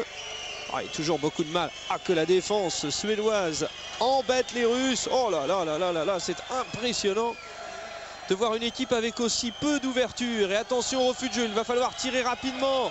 Ils ont levé le bras, les arbitres grecs. Oh, voilà, Kuleshov qui était obligé de tirer dans un angle très difficile. Ouais, des Russes vraiment sous pression. La défense suédoise tout d'un coup a dû monter son niveau de jeu. Il n'y a plus du tout de relation entre Lavrov et le pivot. Mais c'est peut-être parce que le jeu des arrières russes est nettement moins en profondeur. Beaucoup plus dans le sens latéral. Ce qui pose moins de problèmes aux Suédois qui peuvent s'entraider plus facilement dans ce cas-là. Vranjes, Andersson, Thorsson, Löfgren. Oh, voilà ce tir à la hanche de Löfgren. Et tout redevient plus fluide. Et en plus, le buteur numéro 1 de l'équipe, Löfgren, qui pour l'instant avait les meilleures statistiques au tir pendant ce championnat d'Europe. Löfgren marque le but égalisateur, 18 partout. Voilà, et maintenant tout est à faire. 20 minutes, il reste 18 minutes d'un match qui risque d'être très très très intéressant. Ouais, sans que les Russes sont vraiment dans leur petite basket là, hein. Ils ne savent plus trop comment aborder la défense suédoise. Ça fait un bon moment qu'ils n'ont pas marqué de but. Cela étant, les petites baskets russes, elles sont quand même bien grandes. Hein. Kotkov avec Tuchkin. Voilà, le retour de Kotkov va peut-être permettre d'avoir des solutions parce que Maximov se privait de joueurs grands chez les Russes et forcément, pour passer une défense 6-0, c'est bien d'avoir des joueurs capables de tirer au-dessus du mur. C'est vrai que la défense suédoise a une autre physionomie que celle proposée en première mi-temps. On a l'impression qu'il n'y a plus du tout de place à l'intérieur, alors qu'en première mi-temps, Lavrov s'est régalé sur des transmissions vers son pivot. Là, on a l'impression que les Suédois sont vraiment plus nombreux en défense, qu'il y a beaucoup moins de place, beaucoup moins d'intervalles. Et pour l'instant, dans cette deuxième mi-temps, la Suède mène 9-3. 3 buts seulement marqués par l'équipe russe en 12 minutes 42 précisément, puisque le chronomètre vient de s'arrêter. Tuchkin, Kuleshov, associé à Kotkov. 3 joueurs bien sûr qui évoluent en Bundesliga et le pénalty est 2 minutes pour Magnus Wieslander. Alors c'est encore un gros travail de Kuleshov vers son pivot. Il arrive à trouver un intervalle entre Lindgren et Wieslander. D'ailleurs, il est intéressant de voir que le pivot c'est Moskalenko et que du coup tout redevient plus dangereux dans l'attaque russe parce que l'entrée de Kouzlev a été un peu mitigée lors de la première partie de cette deuxième mi-temps. Kuleshov au pénalty. Les Russes repassent devant, 19-18. Les Russes qui n'avaient pas marqué depuis un bon moment. Les Suédois en avaient profité pour mettre des contre-attaques assassines. Maintenant, le jeu risque de s'équilibrer pendant un petit moment. Il y a des chances que les deux équipes, que la Suède reprenne un petit peu de calme, essaie de temporiser un tout petit peu après la formidable course pour recoller au score qu'elle vient d'effectuer. Voilà, les Suédois qui sont à 5 sur le terrain. Il y a eu une exclusion. Oui, toujours de Magnus Wieslander. Magnus Andersson. Thorsson. Thorsson qui était obligé de tirer là encore. Les arbitres avaient menacé le refus de jeu. Et les Russes qui du coup jouent au rôle des arroseurs qui arrosent ceux qui sont arrosés. Enfin vous m'avez compris. Et Filipov a tenté la roucoulette. Sans réussite face à un Peter Genzel en état de grâce. Ouais, Genzel a sauté vers Dimitri Filipov.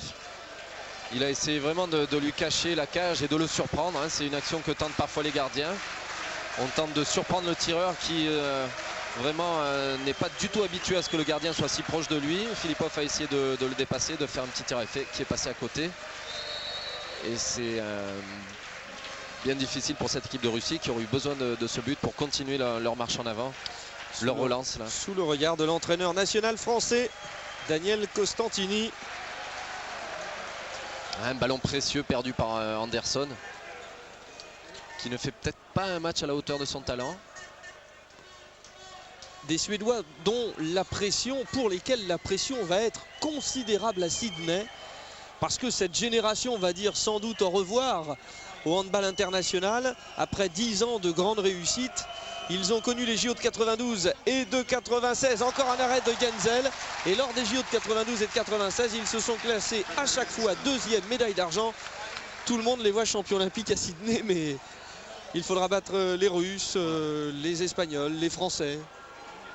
Ouais, c'est sûr que cette génération mérite d'avoir un titre olympique, mais bon, chaque compétition exprime une vérité qu'il faut accepter. Mais pour l'instant, on peut quand même remarquer que Voronin vient de rater son premier tir sur 5 tentatives précédentes et que Genzel a vraiment bien fermé le deuxième poteau, qui semble être le côté préférentiel de Voronin, qui les a souvent mis sur la lucarne au deuxième poteau. La perte de balle de Anderson qui cherchait Vranjes. Kouzlev avait récupéré le ballon. Kouzlev qui est un joueur qui s'est mis en évidence avec l'équipe russe militaire en 97, puisqu'il s'est adjugé le titre. Dimitri Kouzlev, champion du monde militaire 97, c'était même le meilleur buteur du tournoi. Kuleshov, Touchkine. Touchkine qui évidemment n'est pas à son meilleur niveau. Oh, cette force de pénétration, il a pris l'intervalle. Kuleshov, penalty. Ouais, c'est vraiment lancé l'épaule en avant dans l'intervalle. Un nombre d'appuis qu'il faudra peut-être 1, 2, 3, 4 limite quoi. Oui, et alors en défense revanche, suédoise qui s'est un peu écartée, qui aurait peut-être pu profiter de la façon dont Kuleshov s'est lancé dans l'intervalle pour essayer de provoquer le passage en force, mais petite blessure pour Kuleshov qui est sur un genou déjà blessé, on dirait. Oui, c'est le genou. Kuleshov a été blessé cette saison. Et là, a priori, il semble que sur le coup, il n'ait pas eu trop mal, comme si en fait la blessure qui était passée se réveillait. Ça fait un peu cet effet. Ouais, je pense que son match est fini parce que même si ça n'est pas trop grave, son état de confiance et de doute risque de pâtir de ce nouveau petit pépin physique. Et le coéquipier de Christian Godin, de Guéric Kervadec, de Joël Abati à Magdebourg n'a certainement pas envie de rater la fin de saison avec son club. Vous voyez, hop, et là... Morsure de vipère. Ouais, là, ce sont des images qui sont très très dures parce que forcément, si le joueur réagit comme ça, c'est que c'est grave. Ouais, donc c'est certainement Lavrov qui va reprendre les rênes de son équipe au poste de demi-centre. Mais encore une fois, hein, quand c'est pas l'un, l'autre est au moins aussi bon que le précédent. Avec Andrei Lavrov, collectif russe. Andrei Lavrov et Pogorelov qui sont venus supporter Oleg Kuleshov en pleurs. Ben voilà, ça c'est pour le coup c'est bien triste. On peut pas dire que ça gâche une finale, mais en tout cas ça la ternit. Igor Lavrov face à Peter Genzel. Il peut l'arrêter Genzel. Hein. Et ouais, voilà, il a gêné Igor Lavrov parce que déjà Igor Lavrov a un peu la tristesse de voir son coéquipier partir et puis Peter Genzel resté sur 2-3 arrêts impressionnants. Ouais, Genzel a remis l'équipe de Suède sur les rails. C'est vrai qu'il a une part prépondérante dans le retour des Suédois. Olsson.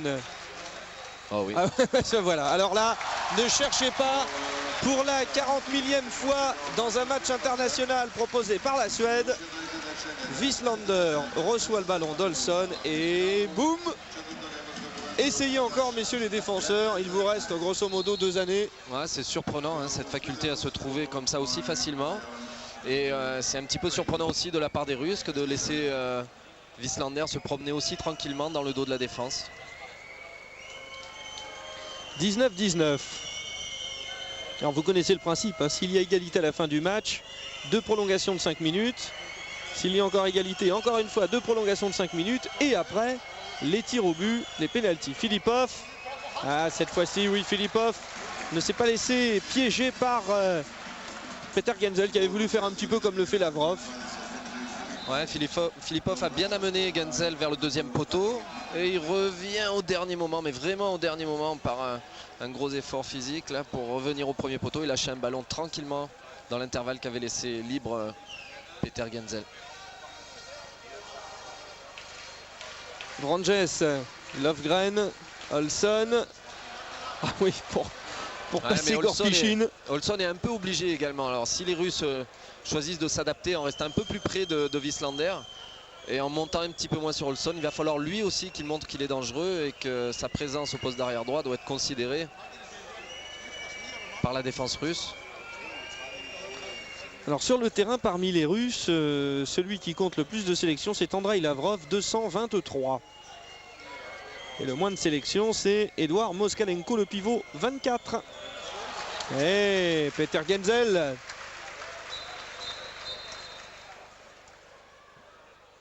Ça s'est un peu calmé. C'est vrai que les Suédois ont fait un retour de mi-temps assez impressionnant. Moskalenko qui est en train de se battre avec Lindgren et Wieslander pour se faire un peu de place. Kotkov, oh quelle bagarre. Et le tir de Tuchkin sur le poteau. La contre-attaque et Thorson. Oui. Roucoulette de Thorson. 20 partout. Alors je ne sais pas si Gensel touche le ballon, mais Wieslander ensuite, on va le voir peut-être au ralenti. Ouais non, le poteau, Wieslander trouve tout de suite Frantzen devant. Une passe à la suédoise, là on change très rapidement de côté de terrain quand on est en montée de balle. À chaque passe, le ballon très fréquemment passe d'un bout du terrain à l'autre. Et Thorson fait sa roucoulette, il est un des spécialistes de ce genre de tir. Kotkov, Filipov. Mais le jeu russe là est nettement moins vif, là il y a beaucoup d'hésitation, ils ne savent pas trop, ils ne s'engagent plus sans ballon et ils n'ont plus de poids. Les Suédois sont nettement dominateurs maintenant sur le plan défensif. Et puis physiquement, beaucoup sont un peu touchés par le fait qu'ils n'avaient pas pu jouer beaucoup. C'est le cas de Tuchkin notamment, hein. Après sa blessure, Lavrov n'a pas joué beaucoup, ils reviennent là dans les compétitions un peu in extremis et c'est dur. Et en plus, comme ces joueurs évoluent tous à l'étranger, c'est bien difficile de recréer cette osmose qui est propre à chacune des grandes équipes. Ils sont soutenus par le public de Zagreb, les Suédois. Löfgren, Vranjes.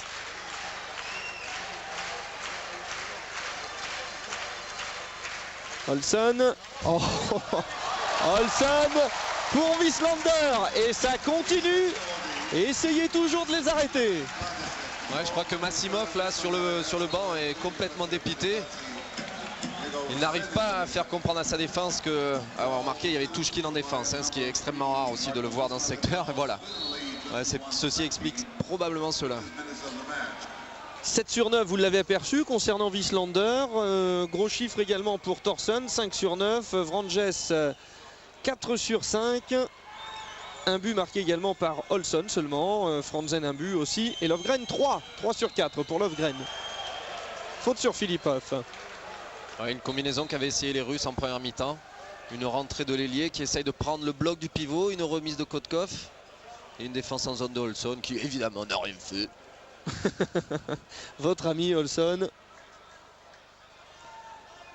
Un regard sur les buteurs russes. 4 buts pour Voronin, Moskalenko, 2 pour Kuleshov, Tuchkin, Kotkov et 3 pour Filipov. Kotkov. Ah ouais, encore une fois Peter Gensel. Arrêt très important. Le tir aurait pu permettre, s'il avait été conclu positivement par Kotkov, de remettre les Russes à égalité au score. Là, le rapport psychologique est complètement en faveur des Suédois qui, si jamais ils arrivaient à faire un petit break de 2 buts sur cette action, pourraient prendre la main mise sur le match et asseoir leur domination sur l'adversaire russe. Peter Gensel avait été élu meilleur gardien de but du dernier championnat d'Europe en 98. Oula, une combinaison suédoise qu'on a rarement vue, ça tourne dans tous les sens, il y a des blocs partout. Vranjes qui va quand même permettre à Löfgren de récupérer, Löfgren qui va tout seul. Il y a pour l'instant le feu dans la défense russe. À 9 minutes, enfin on va dire 8 minutes 30 de la fin du match, 22-20. Oh, les Suédois qui sont revenus d'une manière impressionnante et qui mènent de 2 buts.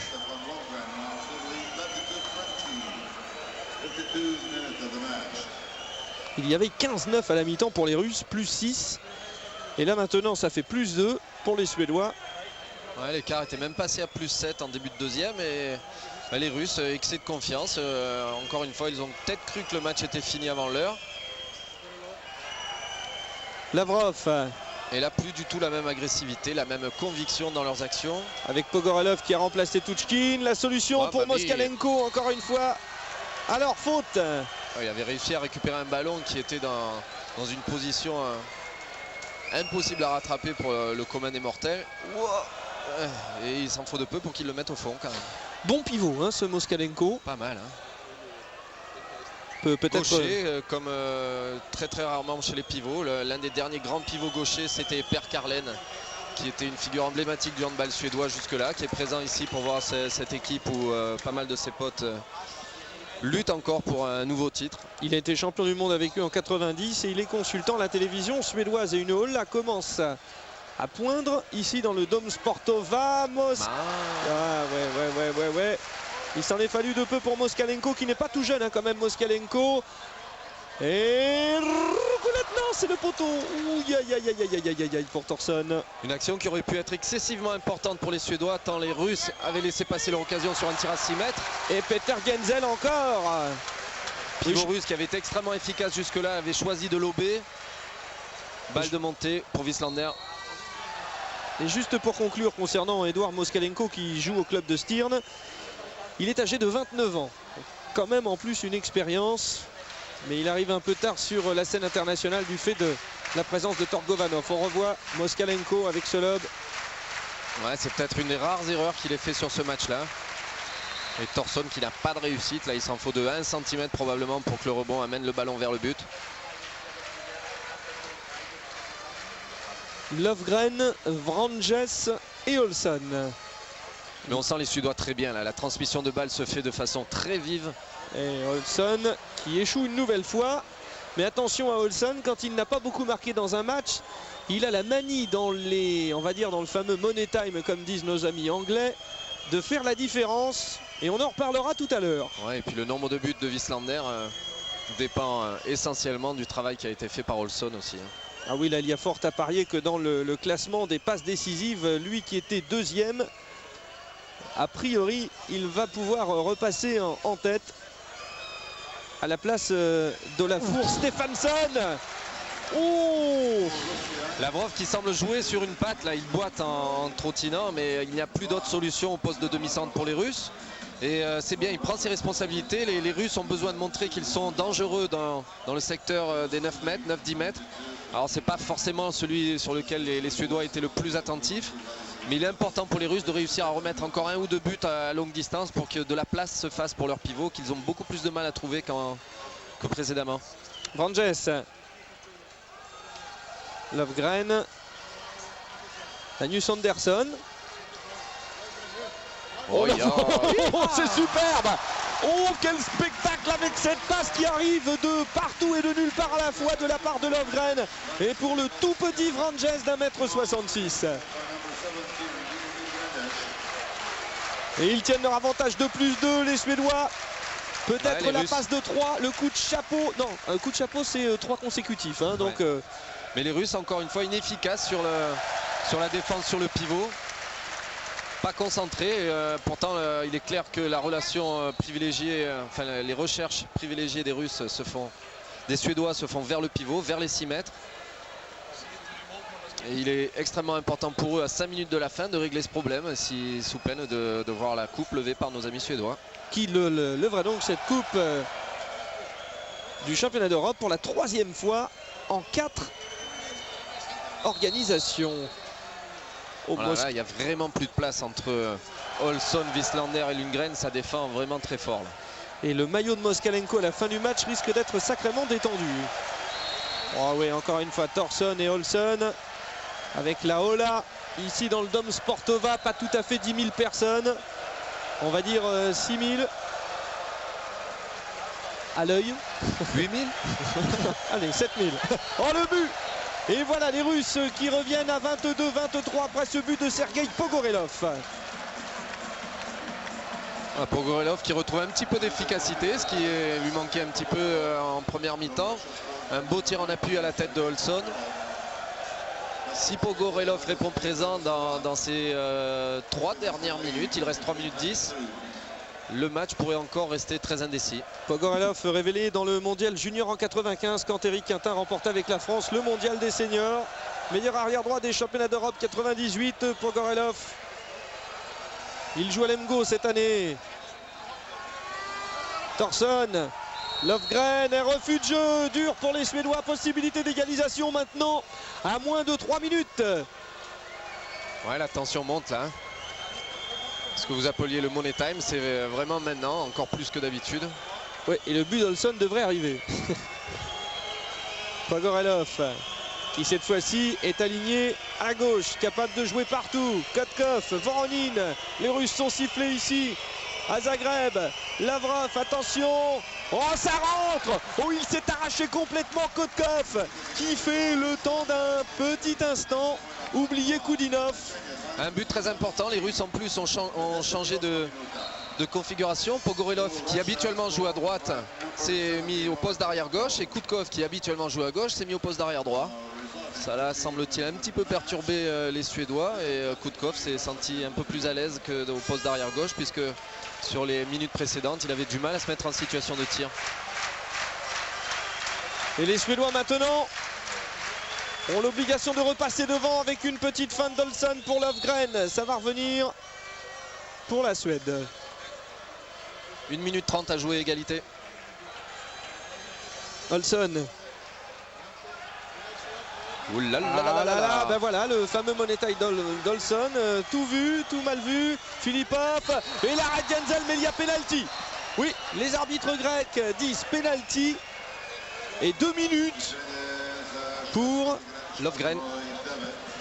Ouais, Philippov qui a pas de bien en 1 contre 1 sur Lofgren. Ouais, peut-être une petite faute sur les Suédois précédemment. Faute non sanctionnée. Contre-attaque russe dans le money time. Et Philippov qui patiente tranquillement, qui attend Lofgren et qui le passe en 1 contre 1, qui obtient le penalty. Mais l'arrêt de Genzel a été énorme quand même sur cette action. Oui, intéressant de voir que les arbitres grecs ont laissé l'action se dérouler pour un peu jouer l'esprit. Alors, Lavrov face à Genzel. Il reste 1 minute 30 de jeu dans cette finale. Et les Russes repassent devant, 24-23. Ah, ça peut nous valoir une bonne prolongation, hein, cette histoire. Vous êtes un spécialiste des prolongations en finale. Mais c'est vrai que le niveau de jeu est de plus en plus intéressant. Les actions sont de plus en plus fortes de la part des joueurs. On se fait vraiment plaisir à voir encore du temps de jeu entre ces 2 belles équipes, et puis à commenter ici à côté de vous, Frédéric. C'est un plaisir partagé Merci. par tous les téléspectateurs en ce qui vous concerne. Olson. Alors, est-ce qu'il va nous le marquer, ce but, Olson? Parce que là, ça vaut cher, hein, ça vaut l'égalisation et peut-être la prolongation. À 45 secondes de la fin du temps réglementaire, Vranjes. En plus, Olson, attention à la faute, Vranjes, ça va revenir à Olson, voilà, attention Olson, le voici, attention, il décale sur Franzen, et ça marque. Et l'égalisation à 29 secondes de la fin, 24 partout, et maintenant les Russes vont avoir la balle de match. Une balle de match qui vaut cher, et dans ces cas-là, il faut que quelqu'un prenne le tir. Je vous rappelle que les Suédois sont toujours en infériorité numérique, avec le public qui est en train de siffler les Russes, un public croate qui est pour la Suède. Pogorelov pour Igor Lavrov, le décalage, Voronin, attention, faute de Vranjes. Ouh, que dit l'arbitre? Que dit l'arbitre alors que Vranjes reste par terre? Réaction, Éric Quintin. L'arbitre, si le passage en force, je pense que ça mériterait d'être revu. Oui. Mais on s'en plaindra pas, ça nous fait encore du handball sur Pathé Sport. Puisque ça fait 24-24 à la fin du temps réglementaire et qu'il va donc y avoir 5 minutes de pause et des prolongations 2 fois 5 minutes. Mais c'était très... Là, peuvent jouer. Oui, c'est extrêmement dur, mais les Russes, il faut savoir qui risque d'avoir pris le plus gros coup au moral. C'est vrai que les Russes avaient un écart qui leur permettait d'imaginer que le trophée allait être pour eux, que le titre de champion d'Europe serait pour eux. Ils ont laissé passer leur chance. Ils ont quand même retrouvé les ressources pour s'accrocher et avoir la dernière possession de balle. Maintenant, il faut vite voir qui sera en position. Les Françaises contre le Danemark avaient rapidement pris le dessus en début de prolongation. Et c'est peut-être cette équipe-là qui fera la différence. Kotkov, Lavrov, Voronin. Lavrov, Kotkov. Le décalage pour Voronin. Ouais, Kotkov qui oublie Filipov là. Allez, ça va repartir avec Kouslev. Lavrov. Avec la rentrée de la Lindgren qui a bien failli surprendre les Russes.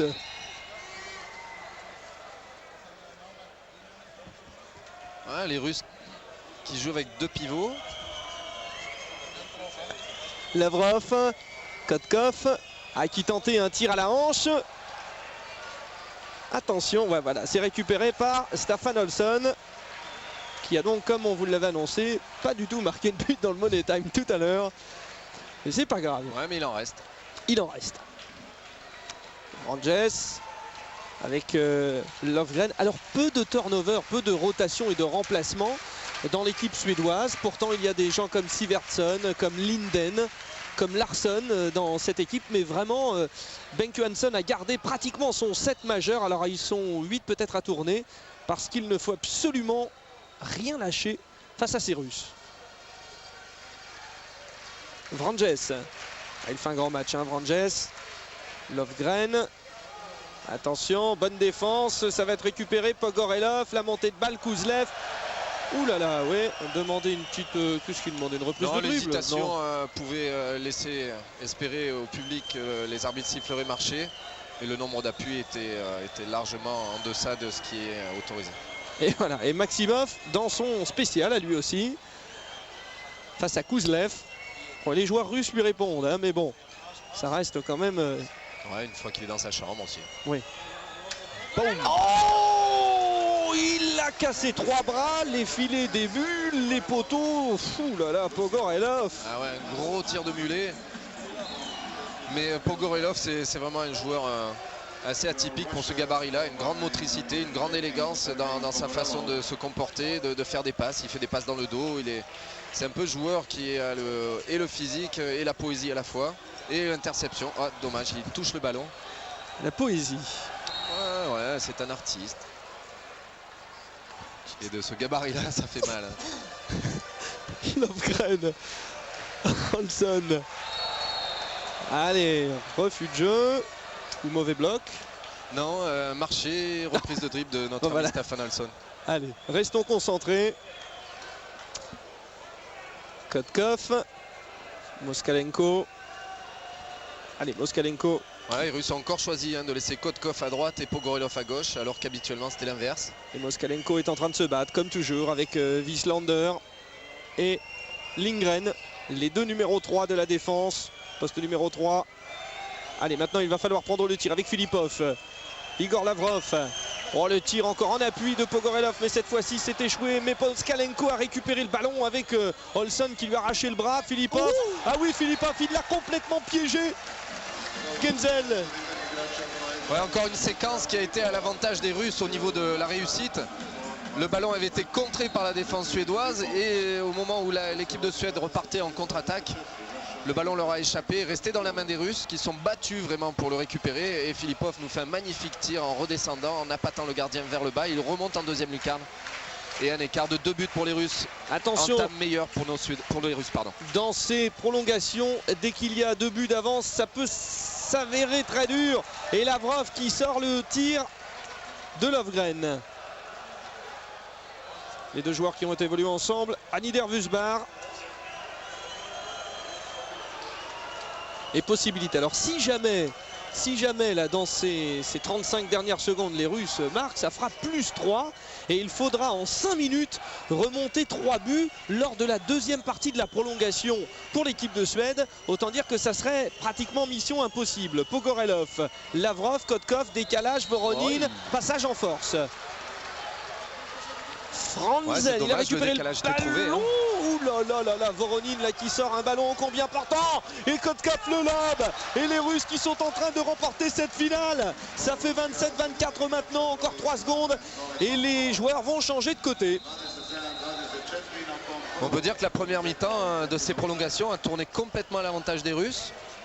Lavrov a fait les 2-3 arrêts décisifs. Il a dû faire 1 ou 2 arrêts, je ne sais plus trop, mais il a fait des arrêts très importants sur des tirs des Suédois qui leur auraient permis de rester dans la foulée des Russes. Les quelques ballons contrés, arrêtés par le gardien ou renvoyés par les barres ont été récupérés par les Russes. À l'instar de cette première mi-temps qui était complètement à l'avantage de l'équipe rouge sur le terrain. C'est ce qu'apprécie notre ami Jack.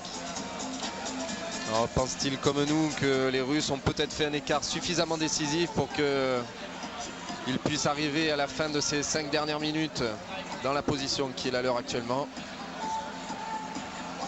Et là du coup la cote s'inverse. Tout à l'heure nous parlions de la passe de 3 dans cette Euro. Et maintenant nous parlons de l'équilibre des forces. Ça ferait encore une fois, je vous le rappelle, 2 victoires suédoises et 2 victoires russes sur les 4 éditions de l'Euro. Attention, 5 minutes de vérité maintenant pour les joueurs de Bengt Johansson. Encore 5 minutes. Et l'entrée sur le terrain de Andreas Larsson. Ça c'est une nouveauté. Oui, au poste d'arrière droit, il vient de rentrer pour la première fois sur le terrain. Est-ce qu'il aura le cran nécessaire pour rentrer en étant relativement froid, en n'ayant pas profité de l'ambiance du terrain? Est-ce que dans ce moment décisif, il va pouvoir s'exprimer avec la même audace? Qu'est-ce qui va être nécessaire pour trouver les ouvertures? Andreas Larsson qui était du titre de champion d'Europe en 98 avec la Suède. Lofgren, Vranjes. Il faut absolument marquer vite. Oh, Larsson, voilà, bien c'est un managera qui s'avère pour l'instant positif. Ouais, Larsson qui répond immédiatement à la question qu'on pouvait se poser. Qui était donc même froid, même en ayant passé 1 heure sur le banc, il est capable après dans un moment aussi important que ça de prendre tout de suite ses responsabilités et de le faire avec une grande efficacité, ce dont ne se plaint pas le coach suédois qui a fait ce choix-là. Lavrov, Kotkov, Voronin,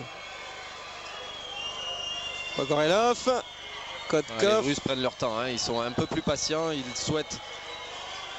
Alors est-ce qu'il va y avoir l'ouverture? Pogorelov qui tentait de trouver Moskalenko. Attention au refus de jeu, il va falloir tirer. Voronin peut-être. Ils vont siffler. Voilà, bon geste défensif de la Lindgren.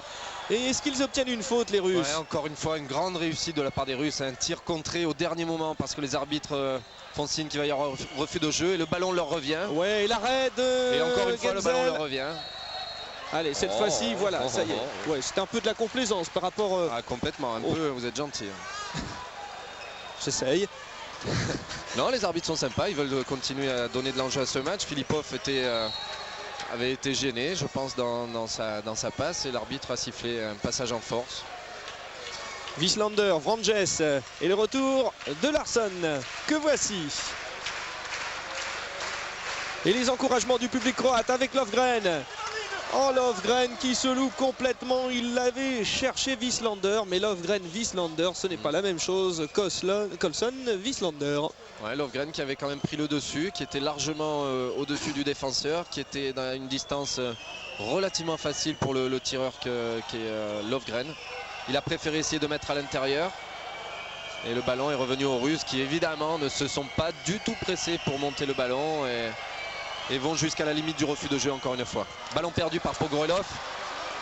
Avec bon repli de Lavrov encore. Oui, et Staffan Olsson qui a feinté une blessure. Et la perte de ballon, attention, ça peut valoir cher. Olsson qui cherche maintenant Wieslander. Et même sur l'aile, ça c'est, on va pas dire une première parce qu'il a tout vu dans sa carrière. Mais Magnus Wieslander qui vient conclure au poste d'ailier est servi par qui? Par Olsson.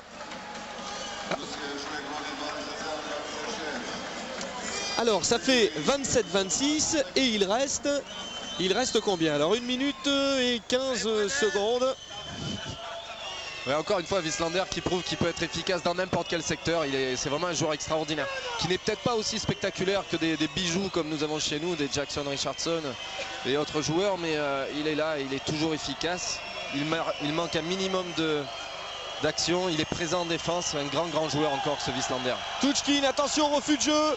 Les arbitres vont siffler. Voilà, récupération pour les Suédois. Possibilité d'égalisation avec Staffan Olsson. Le voici, le money time. Oh, c'est un arrêt magnifique d'Andrei Lavrov. Et en plus, il était en zone, Staffan Olsson.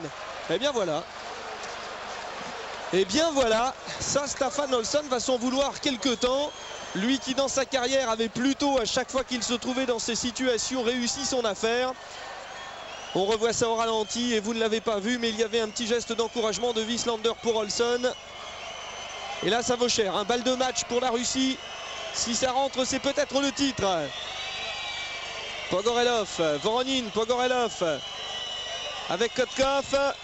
Pogorelov, oh la passe à rebond et l'arrêt de Genzel. Ça fait un partout, même si tout à l'heure Olsson avait mis le pied en zone. Il y avait quand même eu un arrêt superbe de Lavrov. Ouais, quelle belle action. Pogorelov qui trouve le pivot à l'intérieur et Genzel qui fait encore une parade assez atypique en étant complètement en travers, en amenant le pivot à imaginer que la cage est libérée. Et en fait, c'est lui qui fait l'arrêt décisif.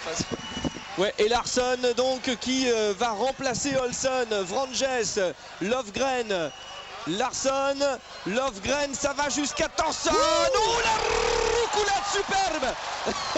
27 partout à moins de 30 secondes de la fin du temps réglementaire. Et maintenant les Russes jouent leur titre là-dessus. Sinon on continue encore les prolongations et ça ira en double prolongation alors qu'Andrei Lavrov s'est couché de détresse. Les Russes sifflés par le public croate. Lavrov avec Kotkov.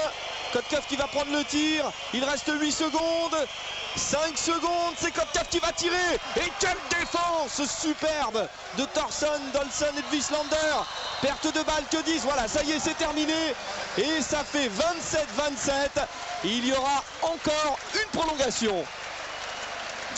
Ouais, Eric, on peut noter que ouais, c'est un superbe match, hein, très haut niveau, de très belles actions, de très belles actions des gardiens qui viennent sortir des ballons extrêmement décisifs.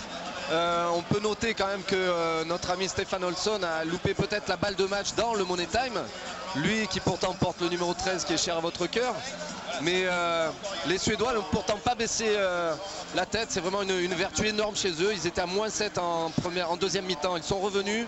Ils étaient à moins 3 alors qu'il restait 5 minutes de jeu, ils sont revenus. Il faut voir si cette façon de rester aussi persévérant dans l'effort ne va pas être fatidique pour les Russes qui ont la sensation probablement d'avoir laissé passer leur chance par 2 fois. Eh bien écoutez, comme précédemment, nous allons marquer une pause et revenir dans un parti pour la deuxième prolongation. 27-27 entre l'équipe russe et l'équipe suédoise. Alors, suspense, Eric Quintin reprend le micro. Eric, là maintenant, c'est soit le match nul et les pénaltys, soit le vainqueur. Il en faudra bien un. Ouais, je dis pas qu'on serait heureux de voir une finale se conclure par une séquence de pénalty, mais c'est vraiment une finale qui a l'image de la domination des Russes et des Suédois dans ces 10 dernières années. Ce sont deux équipes qui ont dominé et puis la décision vraiment est très serrée. Et lui, alors il faudra en reparler parce que ce Andreas Larsson est en train de rappeler à son entraîneur Bengt Johansson qu'il n'y a pas que les Olsson, Wieslander et compagnie. Ce Andreas Larsson qui est né en 74 et qui a donc tout l'avenir devant lui quand on sait que la génération des Wieslander est 64-65. Ça fait 10 ans d'écart. Hein. Ouais. Il y a toujours un réservoir, hein. Le handball suédois a dominé, c'est parce qu'il y a certainement une très bonne formation au niveau des joueurs. Il y a le réservoir derrière pour suppléer à cette génération dorée que sont celles des joueurs ici présents. Kotkov, attention, le coup du refus de jeu encore une fois. Et ah ouf, penalty. Penalty. Là les Suédois s'en veulent un peu, mais c'est vrai que ça s'est joué à peu de choses. Sur cette tentative d'Igor Lavrov, les Russes étaient obligés de tirer. Alors on peut penser que ceux qui se sont un peu économisés lors de la demi-finale vont pouvoir faire la différence. C'est le cas des deux ailiers russes, Voronin et Filipov. On regarde Igor Lavrov au pénalty face à Peter Genzel. Oh, Peter Genzel! Ouh, Quel match de Peter Genzel! sur ces deux derniers matchs, hein, c'est-à-dire la demi-finale et la finale, Peter Gansel est au-dessus de Svensson. Ouais, et puis il ne faut pas oublier qu'il est à 1h10 de temps de jeu. Ah non, Svensson a fait la première mi-temps, excusez-moi. Et il est toujours dans un état sublime. Et il est prêt, il est chaud et il est en train de prendre le dessus psychologiquement sur les tireurs dans des situations qui pourtant sont à leur avantage. Larsson, Lovgren. Oh, là, il a pris l'intervalle, ils sont. Oh, il s'était oublié là complètement, hein, les défenseurs russes. Possibilité de prendre un avantage. Enfin, de revenir au score déjà. Pogorelov, Lavrov. Oh, cette passe de Lavrov sur son aile pour Gorpichine qui va sortir parce que Gorpichine à la place de Kotkov en attaque, c'est pas la même chose. Attention, il faut tirer. Pogorelov. Et il a tiré. Et il a tiré et ça a fait 28-28. Sacrément bien, un magnifique tir en appui, extrêmement puissant encore une fois. Voilà, Lovgren là qui a peut-être la balle de match entre les mains. Lavrov la touche suffisamment pour l'écarter vers le poteau.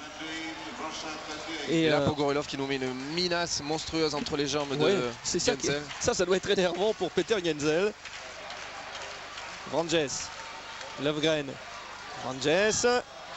Et pour Franzen, le lob où il faut être courageux à ce moment-là pour marquer le but. Et Franzen, lui aussi la nouvelle génération, né en 75. Franzen inscrit le 29e.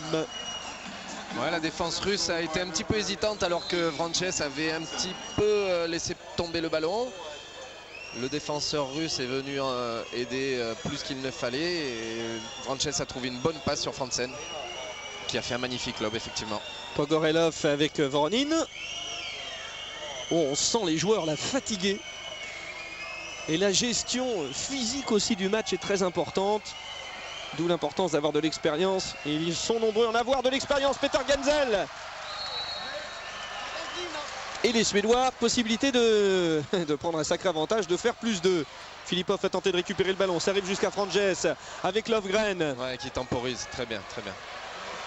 Ah, ça serait. Oh, mais qu'est-ce qu'il fait? Oh, il y a but! Oh, il y a but! Avec Andrei Lavrov qui pète un peu les plombs, qui va voir l'arbitre, vous ne le voyez pas. Et il y a but! Ouais. Soit c'est une passe d'un autre monde, soit c'est une décision vraiment biscornue de nos arbitres. J'aimerais vraiment bien voir cette action parce que Olsson était parti à l'ouest. Eh non, effectivement, Wieslander arrive à redresser ce ballon d'une façon incroyable. Et Johansson. Qu'est-ce qui se passe? Qu'est-ce qui se passe? Ah oui, là, parce que vraiment cette passe. Étonnant ce sang-froid de l'arbitre, de l'entraîneur. Oui, mais de l'arbitre aussi, parce que qui voit bien le jeu en fait. Ouais, très bien vu de sa part, très bien. Bel arbitrage hein, des Grecs, là, bravo. Alors attention, les Russes doivent absolument marquer. Il reste 45 secondes, ça leur permettrait de revenir à -1 et tout est possible dans la deuxième partie de la prolongation. Pogorelov, Voronin. Pogorelov pour Voronin. Allez, il faut marquer, voilà. Ils ont marqué. Non.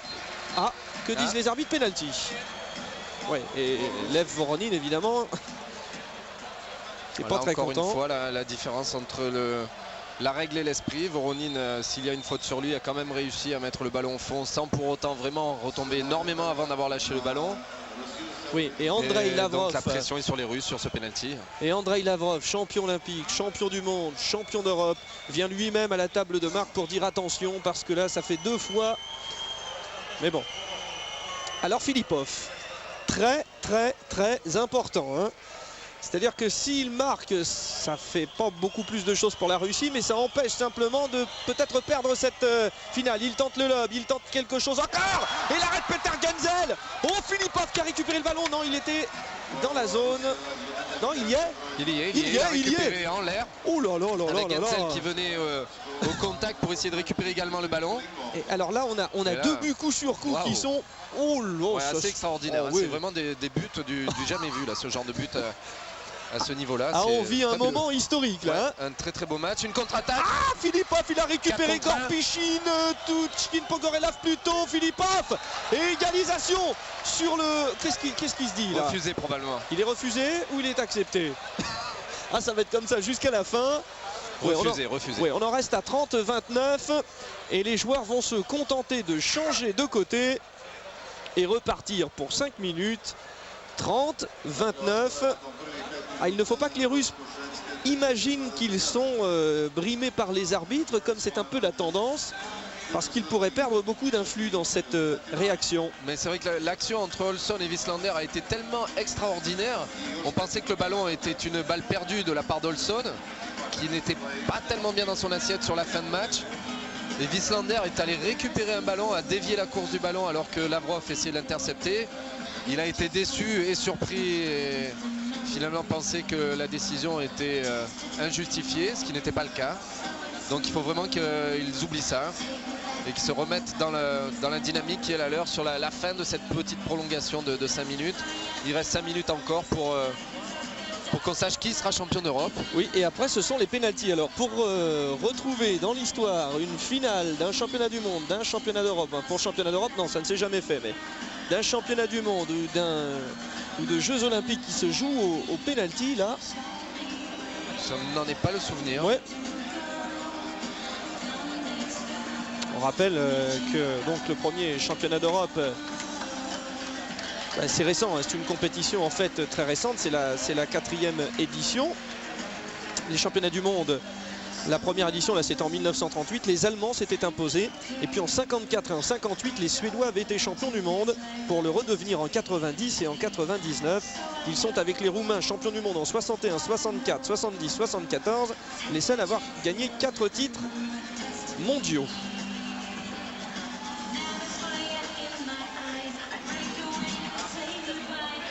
Voilà. Alors, les Russes qui se préparent, qui auront le ballon pour l'entame de ces dernières 5 minutes du championnat d'Europe.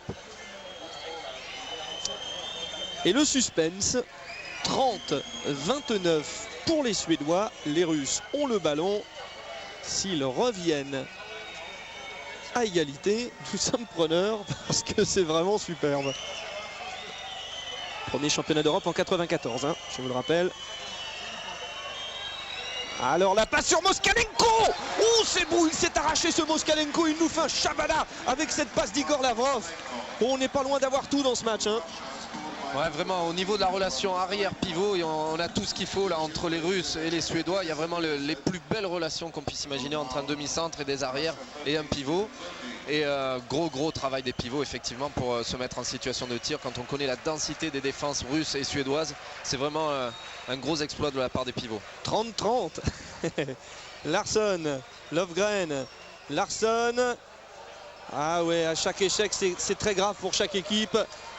Et les Russes vont avoir l'occasion de repasser devant à 4 minutes de la fin du temps de cette deuxième mi-temps, de la deuxième prolongation. Lavrov, Kotkov. Lavrov. Encore une fois. Oh oui, ça passe. Et ça y est, les Russes prennent un avantage de +1 avec Dimitri Kouzlev qui est à la concrétisation.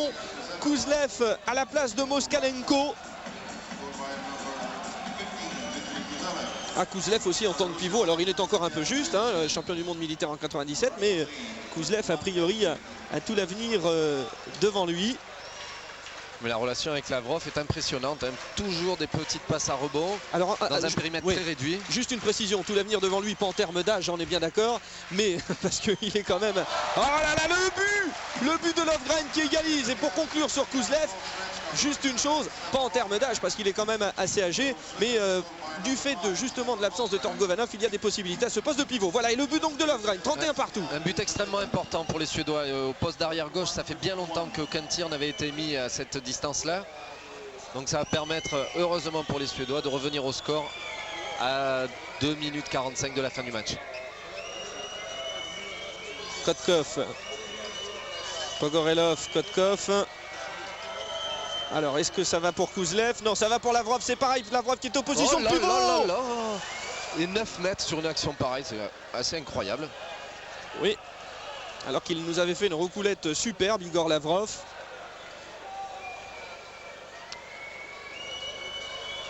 Voronin, Pogorelov, Lavrov et Kotkov. Et ça revient sur Pogorelov. Attention, dans un instant, dans 15 secondes, il restera 2 minutes. Attention, refus de jeu, les Russes qui n'arrivent pas à tirer. Filipov qui tire. Et c'est défendu par la défense suédoise. Filipov qui demandait une faute. Il l'obtient.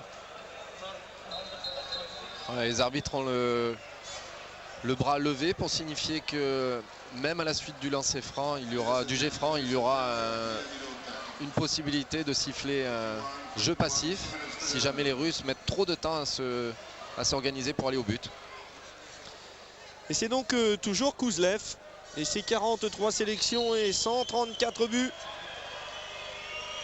Non, les arbitres ont baissé le bras. Hein. Alors un petit peu plus de temps pour monter cette attaque. Attention, oh le tir d'Igor Lavrov en appui. Et la possibilité maintenant pour les Suédois de marquer un but. Oh la perte de balle et les Russes qui ne sont pas du tout d'accord avec la décision des deux arbitres, messieurs Migas et Bavas. Il reste 1 minute 30, 31 partout. Olson. Attention, Olson est arrivé, attention Money Time. Ça va peut-être arriver un jour depuis le temps qu'on le dit. C'est peut-être lui qui fera la décision, Frédéric. Votre clairvoyance risque d'être encore ici testée et approuvée. Non, non, allez, Lovgren qui cherchait Franzen. Toujours Olson. C'est vrai que Larsson a eu sa chance. Il a pris un tir tout à l'heure qui était délicat. Mais il est rentré pour prendre sa chance. Il a fait avec grande efficacité. Oh, qu'il est beau ce but! Oh, ça te passe entre les jambes. Et Magnus Wieslander, 10 sur 13 dans une finale de championnat d'Europe face à la Russie et double prolongation. Et 32-31 pour l'équipe de Suède. Il reste 45 secondes. Et maintenant les Russes doivent absolument marquer. Attention, en cas d'échec, ça devient terrible.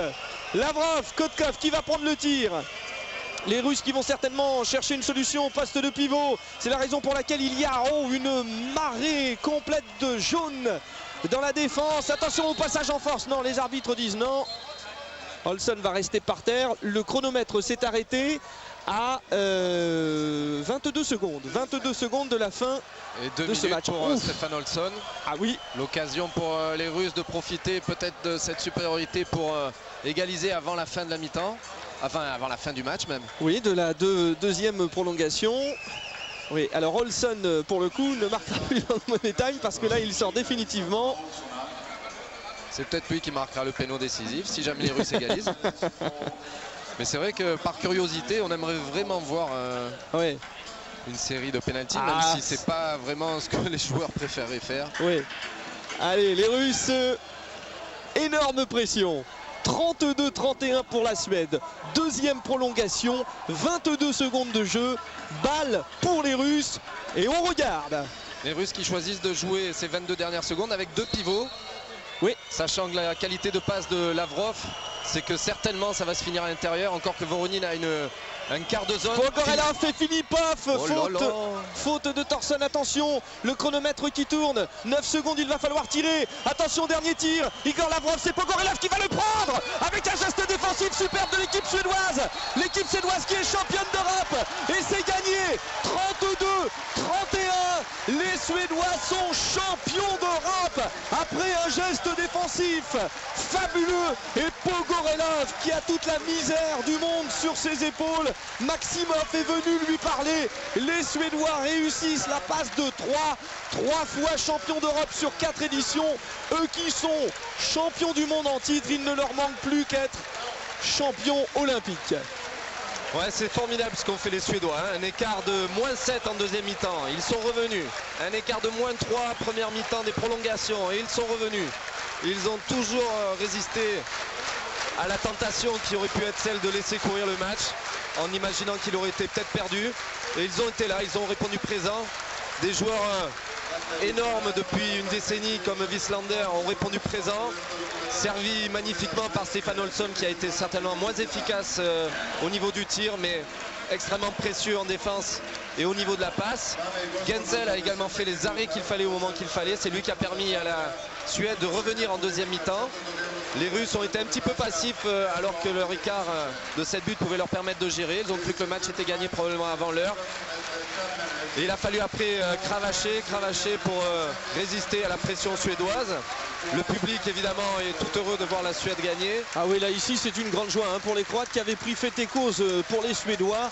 Et on peut imaginer que tout cela va être une grande fête ce soir dans les rues de Zagreb. Un championnat d'Europe, voilà, remporté donc par l'équipe de Suède. Un championnat d'Europe où les Russes ont brillé et où les Russes ont mis fin à une bien belle aventure française. Rappelons quand même la très belle performance française dans ce championnat d'Europe. D'ailleurs, eh bien écoutez, nous allons faire un point.